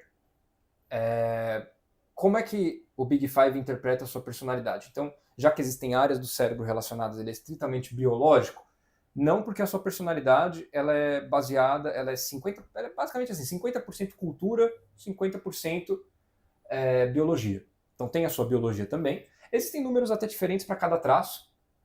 Então, se não me engano, o traço de abertura à experiência é o que mais sofre impacto da biologia, porque tem relação com QI. E existem mudanças que você espera a ter na sua personalidade. Então, quando você tem ali, você é uma pessoa mais jovem, você é mais neurótico, porque você é mais impulsivo, você não é tão consciencioso, você é mais ansioso, tudo mais, mais aberto também à experiência, fazer merda, quando você é na juventude. Carnaval tá aí. E quando você vai aumentando de idade, a sua conscienciosidade vai aumentando um pouquinho, a abertura, assim como o seu QI vai diminuindo, o seu neuroticismo dá uma baixada, a não ser que seja mulher. Foi descoberto que mulheres e homens têm diferenças em personalidade, então o traço de neuroticismo e de afabilidade costumam ambos ser maiores em geral nas mulheres, então e mais regulados nos homens. Sim, até porque tem... Desculpa. É que eles, por exemplo, também um disclaimer sobre isso. Tem essas diferenças biológicas porque eles colocaram o Big Five para ser testado em milhares de pessoas, em países diferentes, foram feitas análises com idades diferentes, com gêneros diferentes. Eles viram numa média que existe uma separação biológica, uma tendência. Exato. Ponto. E às vezes é uma tendência tipo de 10%, 5%. Foi usado muito. O Big Five já é uma medida transcultural, porque desde a década de 80 até antes, a gente já estava aplicando em vários países. Então, mesmo que a linguagem, né, que veio tudo da hipótese lexical, que é feita em linguagem em inglês, mas as linguagens são parecidas. Então, não é uma linguagem, não foi feita em árabe, que é uma linguagem diferente, com regras diferentes. E mesmo em países árabes dá para usar, viu? E é bem efetivo. Então, assim, eu não posso falar por todas as culturas no mundo, mas ele é o mais próximo que a gente tem de uma medida mundial de personalidade, que serve para qualquer contexto que se for utilizar. No Brasil, também. E eles viram que essa média existe de separações, como, por exemplo, o neuroticismo ser mais de mulheres. Mulheres seriam mais sensíveis. E por que mulheres têm neuroticismo maior e afabilidade maior, né? Tem razões biológicas, porque o corpo da mulher se prepara para ter uma criança, então você precisa ser neurótico e afável para cuidar de um indivíduo pequeno que não sabe se cuidar. Sim. Afabilidade é você gostar de crianças, e neuroticismo é você cuidar delas, né? Porque ela não consegue se cuidar ali, precisa de um adulto perto. E é muito frágil. Tem questões hormonais até. Tem hormonais, tem o fluxo hormonal da mulher, que vai tendo aquelas fases da mulher também, então deixa ela mais neurótica. Até porque a ansiedade e depressão são transtornos que são muito mais prevalentes em mulheres do que em homens, por exemplo. E também tem a questão da fragilidade social também, né? Então ela tem um medo maior em sair à noite na rua, por exemplo. Sim. Então isso impacta também, porque ela tem uma fisionomia, enfim, você já sabe. Exato. E ela, às vezes também é crescendo, escutando essas coisas, então você vai meio que criando essa casca mais neurótica para se proteger, porque o neuroticismo, por mais que ele seja uma sensibilidade a estímulos negativos e sentimentos negativos, também é proteção. Sim, o ser humano, ele foi necessário a gente ser neurótico para resolver na mata. Tem uma coisa mexendo ali no mato. Eu não vou pensar, tipo, nossa, pode ser outra coisa. Pode ser um amigo. Eu vou correr, vai cair uma onça. Tem uma coisinha verde ali se mexendo. Sim. É uma folha ou uma Todos cobra? Os traços têm uma vantagem adaptativa, mas que tem também os seus, né, aquele dia, a nossa maior fortaleza e a nossa maior fraqueza, né? Então esses traços evidenciam muito bem isso. Tem seus vícios, né? E são todas as mulheres e todos os homens que são assim? Obviamente não. Não, porque tem muita variação e normalmente uma em cada 10 mulheres tem um perfil, tem um temperamento mais masculino e 1 em cada 10 homens tem um temperamento mais feminino. Sim. Depende de onde você está cortando, mas Até porque enquanto os fatores biológicos eles têm um peso muito grande na personalidade, eles não são os únicos. O histórico pessoal, o histórico afetivo, as coisas que a pessoa aprendeu ao longo da vida, tudo isso ajuda na construção da personalidade também. E é importante também falar, traumas geralmente afetam muito a personalidade. Então existem eventos que alteram muito a personalidade de uma pessoa. Existem aquelas mudanças normais, mas, por exemplo, um relacionamento romântico positivo com alguém diminui o neuroticismo para ambas as partes, que te deixa menos ansioso, te deixa menos inseguro, você tá ali com uma pessoa que você pode ter uma relação boa. Um relacionamento tóxico fode a vida de uma pessoa, principalmente pra mulher, porque já é mais neurótica por natureza, e os dois ficam neuróticos ali pro resto da vida, né? Viajar para um novo país costuma aumentar um pouquinho o seu nível de abertura, porque você se abre para uma cultura diferente. Então, cuidar muito de crianças, eventualmente, talvez te deixe mais afável, se for feito por muitos anos. Eu conheci também, por exemplo, da bateria de teste que a gente aplicou, tem um conhecido meu que ele deu, que também pode acontecer, como o Caio já comentou antes, dos aspectos terem níveis diferentes. E esse meu conhecido que ele fez parte dos membros de participantes ali do teste, ele se voluntariou para fazer isso. Ele comentou depois, quando eu estava fazendo os resultados, que ele treinou para ser mais afirmativo. Então, tipo, o entusiasmo dele foi baixo, mas a assertividade foi maior. Você pode porque treinar. Ele treinou para isso. Só que é que tá. Treinar não significa que vai mudar a pontuação, porque significam hábitos que você tem como algo instintivo. Então, assim, imagina uma pessoa introvertida que quer aprender a falar em público e ser mais assertiva. Vai ser mais difícil. Então, assim, ela não vai desenvolver um hábito do dia para noite. E depois de desenvolver um hábito, mesmo que ela comece a se expor, ela vai ter que se expor para falar em público. E isso não significa que ela está ficando mais extrovertida, significa que ela está ganhando mais uma ferramenta no seu conjunto de ferramentas para usar na vida. Exato. O importante é você ver o que você tem e o que você não tem dos seus traços. Primeiro, entender o nível que você está, entender os vícios que você tem para controlá-los e capitalizar nos seus benefícios. E também entender o que a outra polaridade do meu traço tem que eu não tenho que eu poderia aprender. Então, uma pessoa introvertida pode aprender a falar em público, ela pode aprender a desenvolver isso, e ela pode também criar esse hábito, mas o hábito... Quantas vezes tem que treinar um hábito para virar uma tendência que você faz instintivamente? pô, demora muito tempo, você vai ter que Anos. virar uma chavinha. Então você vai ter Anos. que treinar por vários anos. Então toda vez que você for falar em público, aí você vira uma chavinha. Então depois de muitos anos virando uma chavinha, ela gira sozinha depois de um tempo. Sim, mas E aí talvez tenha uma mudança no nível. mas é diferente, por exemplo, uma pessoa que nasceu com essa tendência e que foi apenas fortalecida com o tempo. Exato, exato. Então assim, no final das contas, é muito interessante saber a sua personalidade, a sua configuração. Existem metatraços também que foram descobertos ali pelo Jordan Peterson, por exemplo, também, que pegam esses... Então, por exemplo, abertura, experiência com extroversão estão muito relacionados naquilo que chama de uma disposição à plasticidade, ao novo, ao que tem que ser descoberto. E você tem conscienciosidade, neuroticismo baixo e afabilidade como estabilidade. Então, assim, estabilidade e plasticidade estão muito unidos, né? Uma pessoa que tende a ser conscienciosa, ela tende a ser menos neurótica e mais afável. Uma pessoa aberta tende a ser extrovertida. São muitas variáveis ali, tem muita maneira como isso se reflete, mas as correlações são pontuações maiores. E aí são as maneiras do ser humano se relacionar com o mundo também, né? Que é explorando, pessoa aberta, extrovertida, e cuidando do que ele já tem, que é o estável, que é o consciencioso, o afável e o emocionalmente estável, né? Então, eu acho que, falando do Big Five, basicamente, Big Five ele é a medida de personalidade por excelência hoje em dia. Testado há décadas. Testado há décadas e é um modelo mais bem exemplificado, mais bem evidenciado, é o melhor que a gente tem na personalidade hoje em dia. Hoje em dia, dentro da teoria da personalidade, estão tentando criar uma nova versão do Big Five chamada Big Six, que é o Hexacle, que ele está tentando unir uma outra estrutura de personalidade chamada Tríade Sombria. Eu ia comentar dela. A Tríade Sombria, que agora virou a Tétrade Sombria, é tentando pegar tudo aquilo que o ser humano tem de ruim e unir num lugar só. Sim. Então tudo aquilo que, então assim, a Tríade Sombria uniu também com estudos de psicometria que entendeu que existe uma predisposição que os seres humanos têm a ser ou psicótico, ou psicopata, ou maquiavélico, ou narcisista.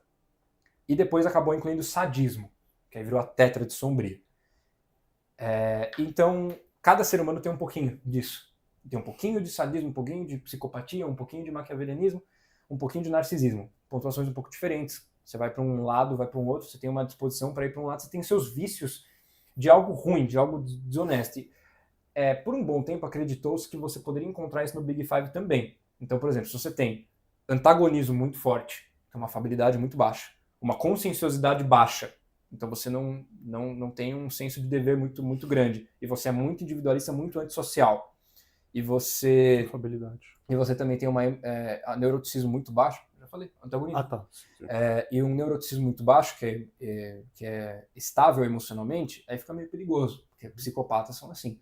Eles são emocionalmente estáveis, eles não têm medo de nada, eles são antissociais pra caceta, e eles não têm um senso de dever nenhum. Então, assim, dá pra você encontrar isso no Big Five, mas estão tentando incluir a Tétrade Sombria num outro traço, que seria o sexto traço chamado honestidade e humildade.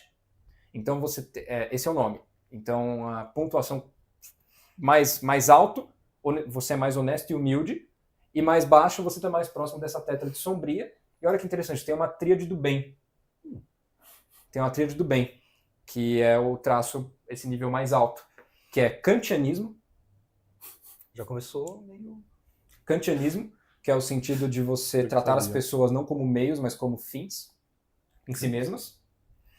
Humanismo, no sentido de você encarar cada ser humano como único e digno de confiança e digno de dignidade de vida.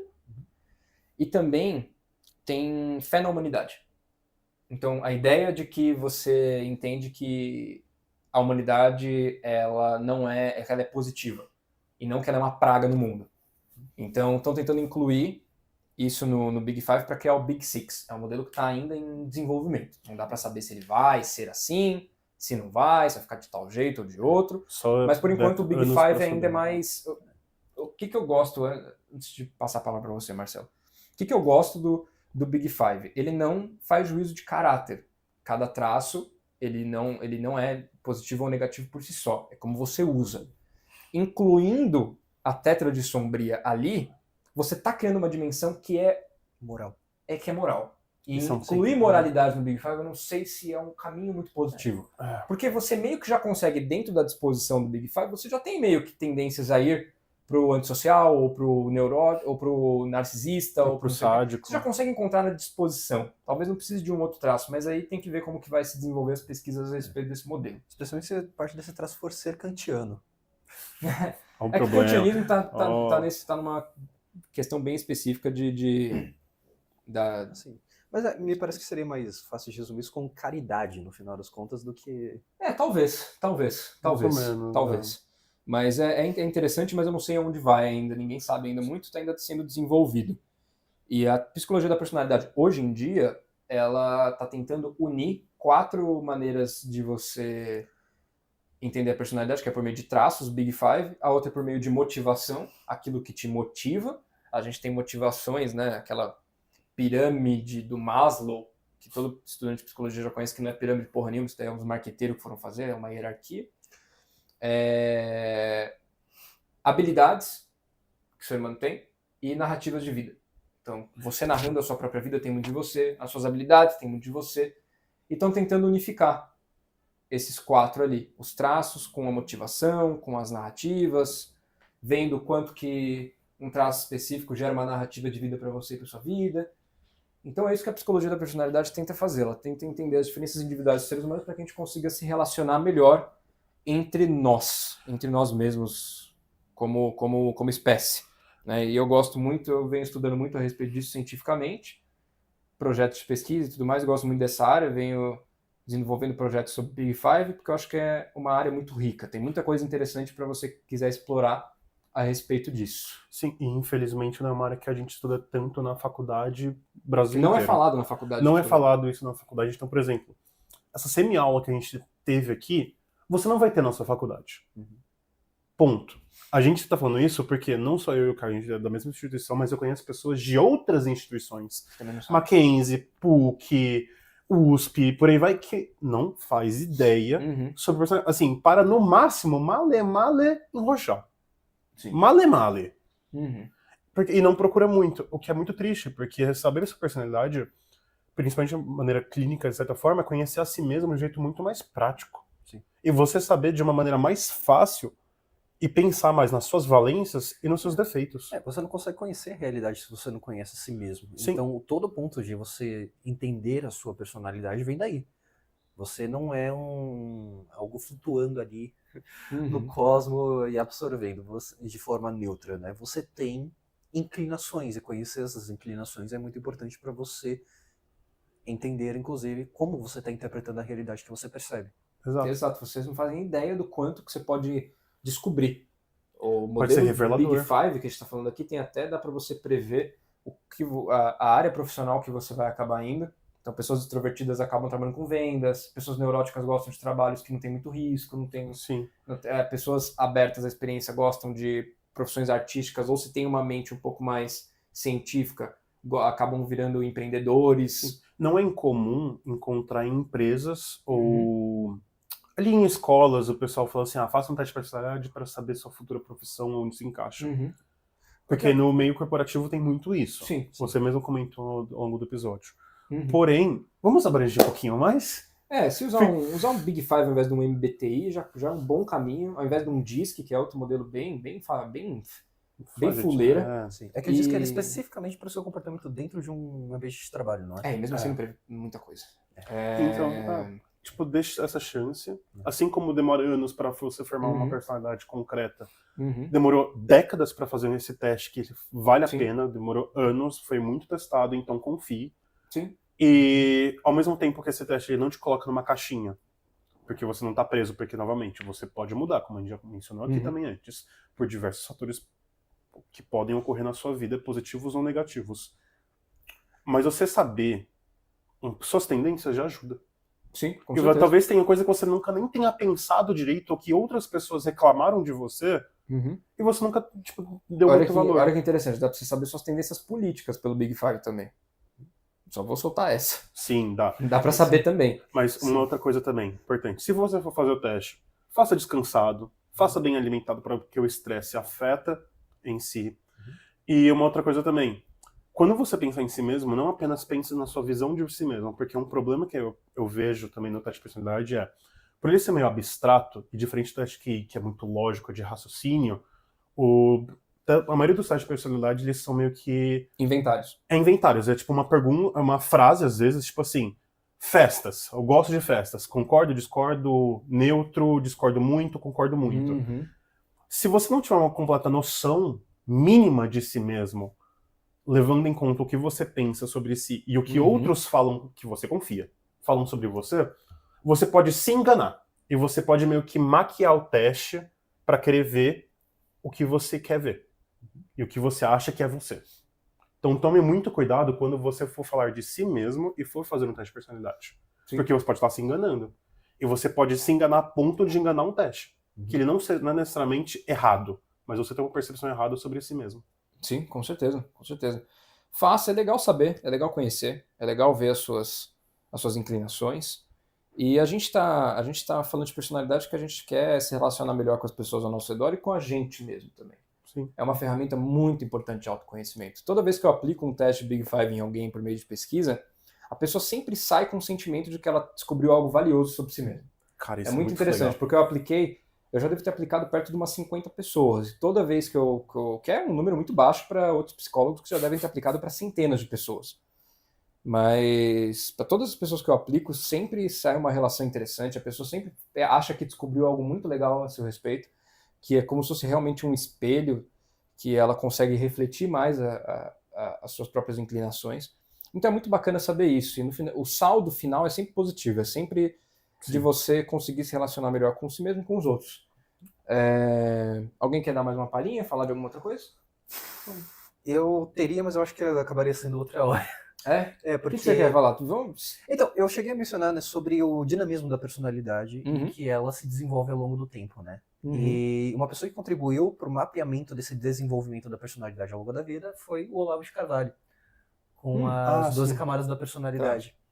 Né? E, inclusive, ele parte da psicologia, então ele, através das camadas e da divisão que ele cria, ele sintetiza muitas abordagens psicológicas diferentes e reconcilia elas. Então, por exemplo, as primeiras 8 camadas, elas são um desenvolvimento natural do ser humano. É uma coisa que todo mundo passa naturalmente ao longo da vida, dado que elas têm um desenvolvimento saudável do seu psicológico. Tipo o que, mais ou menos, se você puder me dar um exemplo? Por exemplo, assim, as camadas elas estão organizadas em ordem cronológica. Tá. Então a primeira camada, que é a camada da existenciação, ou seja, o indivíduo que toma o controle do corpo, né, o bebê, ele vai aprendendo a usar o próprio corpo ao longo do seu primeiro ano, mais ou menos, assim, de desenvolvimento. Né? Aí você tem a segunda camada, que é a camada da hereditariedade, que é justamente a tendência que nós temos de imitar os padrões de comportamento e os traços de personalidade dos nossos pais e avós, né? Que é justamente aquela parte de nós que é herdada geneticamente. A terceira, ela é a camada do conhecimento, que é quando a criança ela começa a aprender sobre o mundo, e isso introduz variações nas suas tendências hereditárias, né? Então, dependendo da disponibilidade de informação, da capacidade da criança de captar aquilo, ela vai se desenvolvendo de uma forma diferente do seu pai, uma personalidade diferente do seu pai e do seu avô, por causa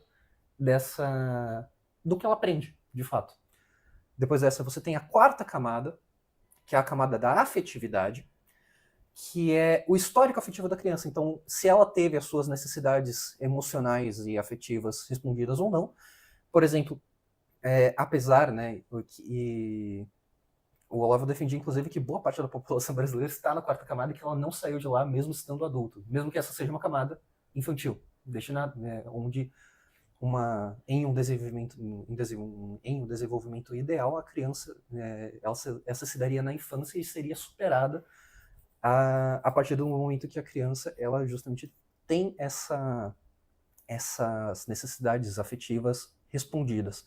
Porque quando ela não tem, ela pode procurar preencher essas necessidades afetivas em outros lugares. O que não dá certo, porque são necessidades infantis que a pessoa está tentando preencher com coisas da vida adulta, e não dá certo. Então, a pessoa que tem uma quarta camada mal desenvolvida, ela é uma pessoa carente. É aquela pessoa que está constantemente precisando de afirmação, que as pessoas perguntam se ela está bem, que ela precisa se sentir amada. né? Ele fala, inclusive, que quem melhor entendeu essa camada foi Freud. A quinta camada é justamente a camada de individuação, onde a criança, ao chegar ali na juventude, ela começa a desenvolver um espaço vital para si. Isso é, ela cria uma dimensão da vida dela que é só dela.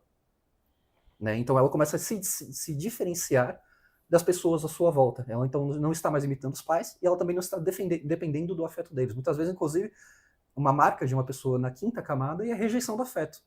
Porque é aquilo, você quer se desenvolver e você quer ganhar força, né? Você quer ganhar capacidades. E cada camada, inclusive, ela tem suas vantagens e defeitos também, né? Então, uma pessoa na quarta camada, ela é uma pessoa amorosa, porque uma vez que ela quer afeto, ela tenta dar muito afeto também para receber em troca. Na quinta camada, o bom é que a pessoa está procurando ganhar competência, mas ela também é muito arrogante, porque a cada competência que ela ganha, ela fala, porra, agora eu sou bonzão. Na sexta camada é a camada da vocação.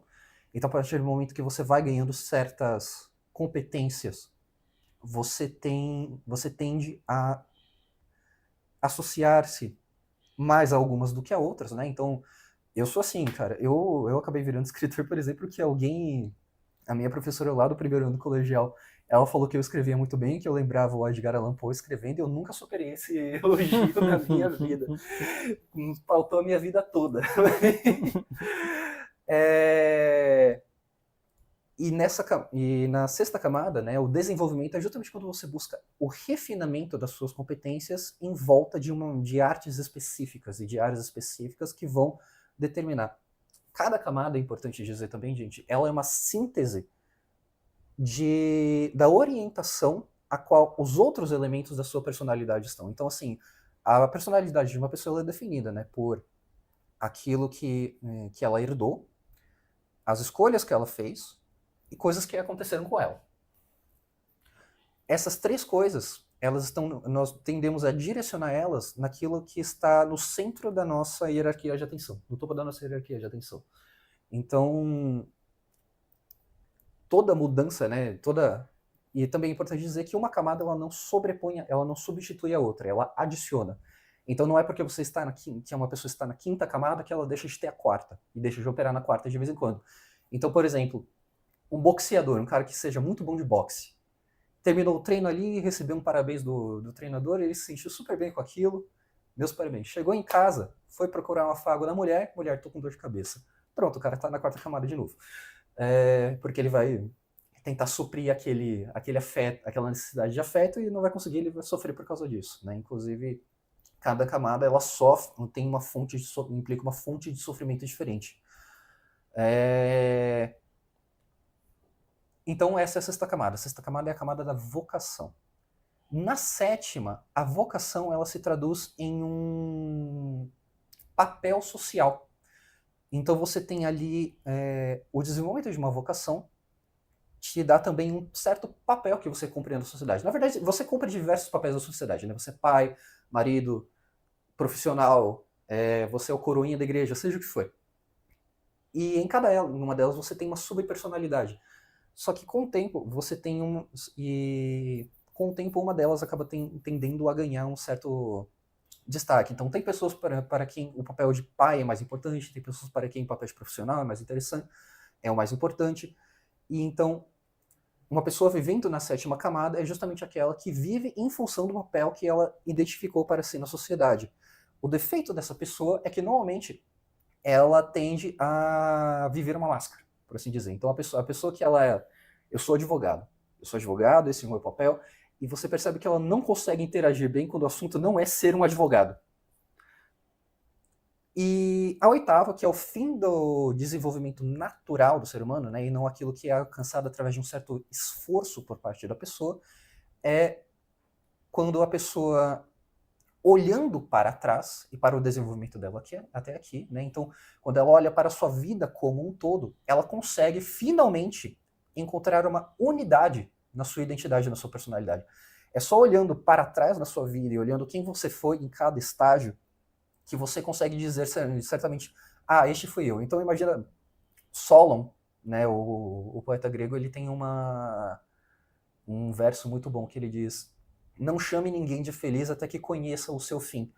E é justamente essa avaliação, essa autoavaliação, né, de você olhar para onde você está e para o fim que você alcançou mediante uma vida inteira, né? Então a oitava camada é justamente a camada do homem perante a morte, contemplando a própria vida, que você compreende de fato quem você foi.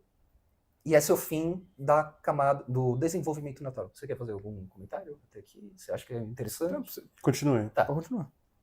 Então, tudo que foi dito aqui de tipologia, de genética, tudo isso... Ah, mas essas são as camadas? Ou tem mais? Não, tem mais. Mas tem São mais 12. Ah, tá. E até aqui foram as camadas do desenvolvimento natural do ser humano. Tá. As seguintes camadas, da 9 até a 12, elas são camadas que elas são raras, né? Até aqui as primeiras 8 são universais e as outras 4 são exclusivas de tipos muito específicos e de pessoas que desenvolveram a sua personalidade nessa direção. Então, a 9ª camada vai ser a camada do intelectual. O intelectual, ele estando resolvido ele tendo uma noção clara de quem ele é, ele analisa a realidade e o principal foco da vida dele passa a ser a solução de problemas práticos e teóricos. Então ele pensa menos em quem ele é e mais naquilo que ele pode fazer através do seu intelecto e do seu poder de ação. Porque ele se conhece, ele sabe aonde ele é útil, né? E não é todo aquele que tem uma função intelectual ou que vive a vida resolvendo problemas que vai estar na camada 9. Porque, por exemplo, um chefe de Estado que passou a vida toda falando de resolver problemas, mas nunca solucionou nenhum, ele na verdade está ali no máximo na camada 7 de cumprir o seu dever social. Então essa seria a camada 9. É a camada que, a partir do momento que um indivíduo se conhece, ele busca conhecer e agir sobre o mundo. Nesse conhecer e agir sobre o mundo, ele ganha uma consciência da dimensão histórica dos seus atos. E esse é justamente o indivíduo da camada 10. Da camada 10? É 10. É 10. O indivíduo da camada 10, então, é o indivíduo perante a história. Então, o indivíduo perante a história é aquele que ele analisa o impacto das suas ações e dos problemas práticos e teóricos que ele soluciona, não apenas no campo imediato das vidas que ele está mudando, ou nem mesmo na alteração da própria mente dele, mas em como aquilo vai afetar gerações seguintes. Então ele é um indivíduo que está agindo a um prazo, em uma dimensão temporal maior. E eu acho que eu estou contando errado, eu acho que eu esqueci uma. Tem a 11ª e a 12ª. Sim, eu sei, mas a 12ª eu me lembro, eu estou tentando lembrar a 11ª. Enfim, eu vou pular, você pode pesquisar isso em casa. Então, você comentando sobre as camadas, eu pensei mais em... Não, mas deixa eu terminar só a 12 pra gente... Ah, tá, 12, sim. Terminar a 12 só. A camada 12, ela seria a camada da transcendência do eu. Então, aquele que alcança a 12ª camada, ele não é uma pessoa que está interessada necessariamente em como as suas ações afetam, em como as pessoas julgarão as suas ações, mas ele considera as suas ações em meio à eternidade. Ele é uma pessoa que tem uma certa consciência de imortalidade, e as ações dele são orientadas não pelos efeitos que ele terá no plano imanente, mas sim no plano superior da transcendência. Então, ele é uma pessoa que está muito preocupada em qual será o meu destino eterno. E nisso, ele toma decisões que muitas vezes parecem um tanto místicas e misteriosas para as pessoas. Um bom exemplo disso foi o Mahatma Gandhi. O Mahatma Gandhi, né, quando ele estava liderando ali o movimento de independência da Índia, ele muitas vezes abria mão de vantagens políticas porque ele não estava ligando para a vantagem política daquilo, ele via aquilo como um dever espiritual. Uhum. E ele agia sempre em função desse dever espiritual e agia de formas que a gente muitas vezes não entende. Então, esse desenvolvimento da personalidade, ele é um desenvolvimento baseado nas motivações. Então, muitas vezes o que determina, né, o que faz você ser você é uma junção justamente daquilo que você herda, daquilo que você escolhe e daquilo que acontece com você Mas tudo isso orientado de acordo com aquilo que você acredita ser a coisa mais importante. Então essa é a teoria do Olavo de Carvalho. Aqui, falando aqui, que eu pesquisei rapidinho. A 10 é a vida moral, que é coerência entre ação e finalidade, e a Certo. 11 é o histórico, que é Certo, esse certo. desprendimento com impacto duradouro além do presente. Certo. Então, O que eu pude perceber é que eu ouvi muita coisa que faz sentido, ouvi outras Sim. coisas que eu não tenho certeza, eu vou ter que pesquisar mais a respeito. também. Porque eu não conheço essa teoria muito a fundo. Eu queria ver de onde que algumas ideias surgiram, de onde que algumas camadas vieram, tudo mais. Essa progressão, colocar o desenvolvimento espiritual por último, um desenvolvimento moral, tem moralidade ali envolvida também, que Sim. precisa ser considerado. Porque é um modelo também. filosófico e não só psicológico. Sim, é um modelo filosófico. Eu vejo muita coisa que faz sentido, porque o Gordon Allport, pai da psicologia da personalidade, falava que a gente tem que, também, além do... Ele mesmo que cunhou a questão dos traços, ele falava que tem muitos outros sentimentos, como o sentimento religioso que precisa ser considerado, como as motivações que precisam ser consideradas. Isso, de certa forma, também você pode ver nas configurações dos traços e tudo mais. Eu vejo muita coisa ali nessas camadas que são parte do ciclo vital, daquilo que a gente chama de ciclo Sim. vital em psicologia, que é um desenvolvimento natural do indivíduo, e coisas que vão além daquilo que é chamado de personalidade. Então, eu sou receoso de atribuir muitas coisas dentro da personalidade que eu não sei se são realmente personalidade ou não, porque a gente tem que, a certo ponto, definir os termos. Eu não sei se o que o Olavo chamava de personalidade é o que a gente dentro da psicologia chama. Mas eu vou ter que estudar mais a respeito, mas eu achei interessante. Cara, Eu só não vou ter que realmente. A gente vai ter que encerrar o episódio por causa do. Sim, a gente já estava passando um pouquinho do horário, eu peço perdão, inclusive, por isso. Nada. não, Você trouxe uma teoria bem rica. Sim. Eu acho que fica muito legal para quem está assistindo pesquisar tanto sobre Big a Five. psicologia da personalidade e a filosofia da personalidade, que aqui está representada na visão do Olavo, que ele pegou muita coisa, tanto da psicologia e outros filósofos, para unir ali, né? Sim. E se você tem algum problema com o Olavo de Carvalho, eu sugiro que você Continue veja. tendo. Eu sugiro que você continue tendo, porque se você ainda não entendeu que, mesmo discordando com algum autor, ele possa ter ideias interessantes, o problema está em você e não na gente. Sim. E eu vi que, tipo, percebendo que ao longo do tempo, principalmente as 8, elas são muito mais de desenvolvimento pessoal mesmo, e um certo amadurecimento do que necessariamente personalidade. Sim. Seria mais como uma disposição no mundo do que realmente, eu acho que como... Eu não sei como integrar isso com o conhecimento de personalidade que foi agregado e o que a gente tem de personalidade agora, mas eu vou ter que estudar mais a respeito também. Eu também. É a mesma coisa, mas eu vi que eu entendi mais como desenvolvimento em si do que realmente personalidade. Então, eu acho que é justamente captar como uma personalidade ela pode enriquecer ao longo do tempo se ela é bem desenvolvida. E aí entra o componente moral. Entre o componente moral. Que entra o componente moral que eu não gosto, justamente, que é aquela coisa do Big Six, que estou tentando fazer com o Big Five, que é colocar o Hexa, porque eu sou um pouco cético em relação a essa dimensão moral ser adicionada na personalidade. Certo. Mas eu entendo.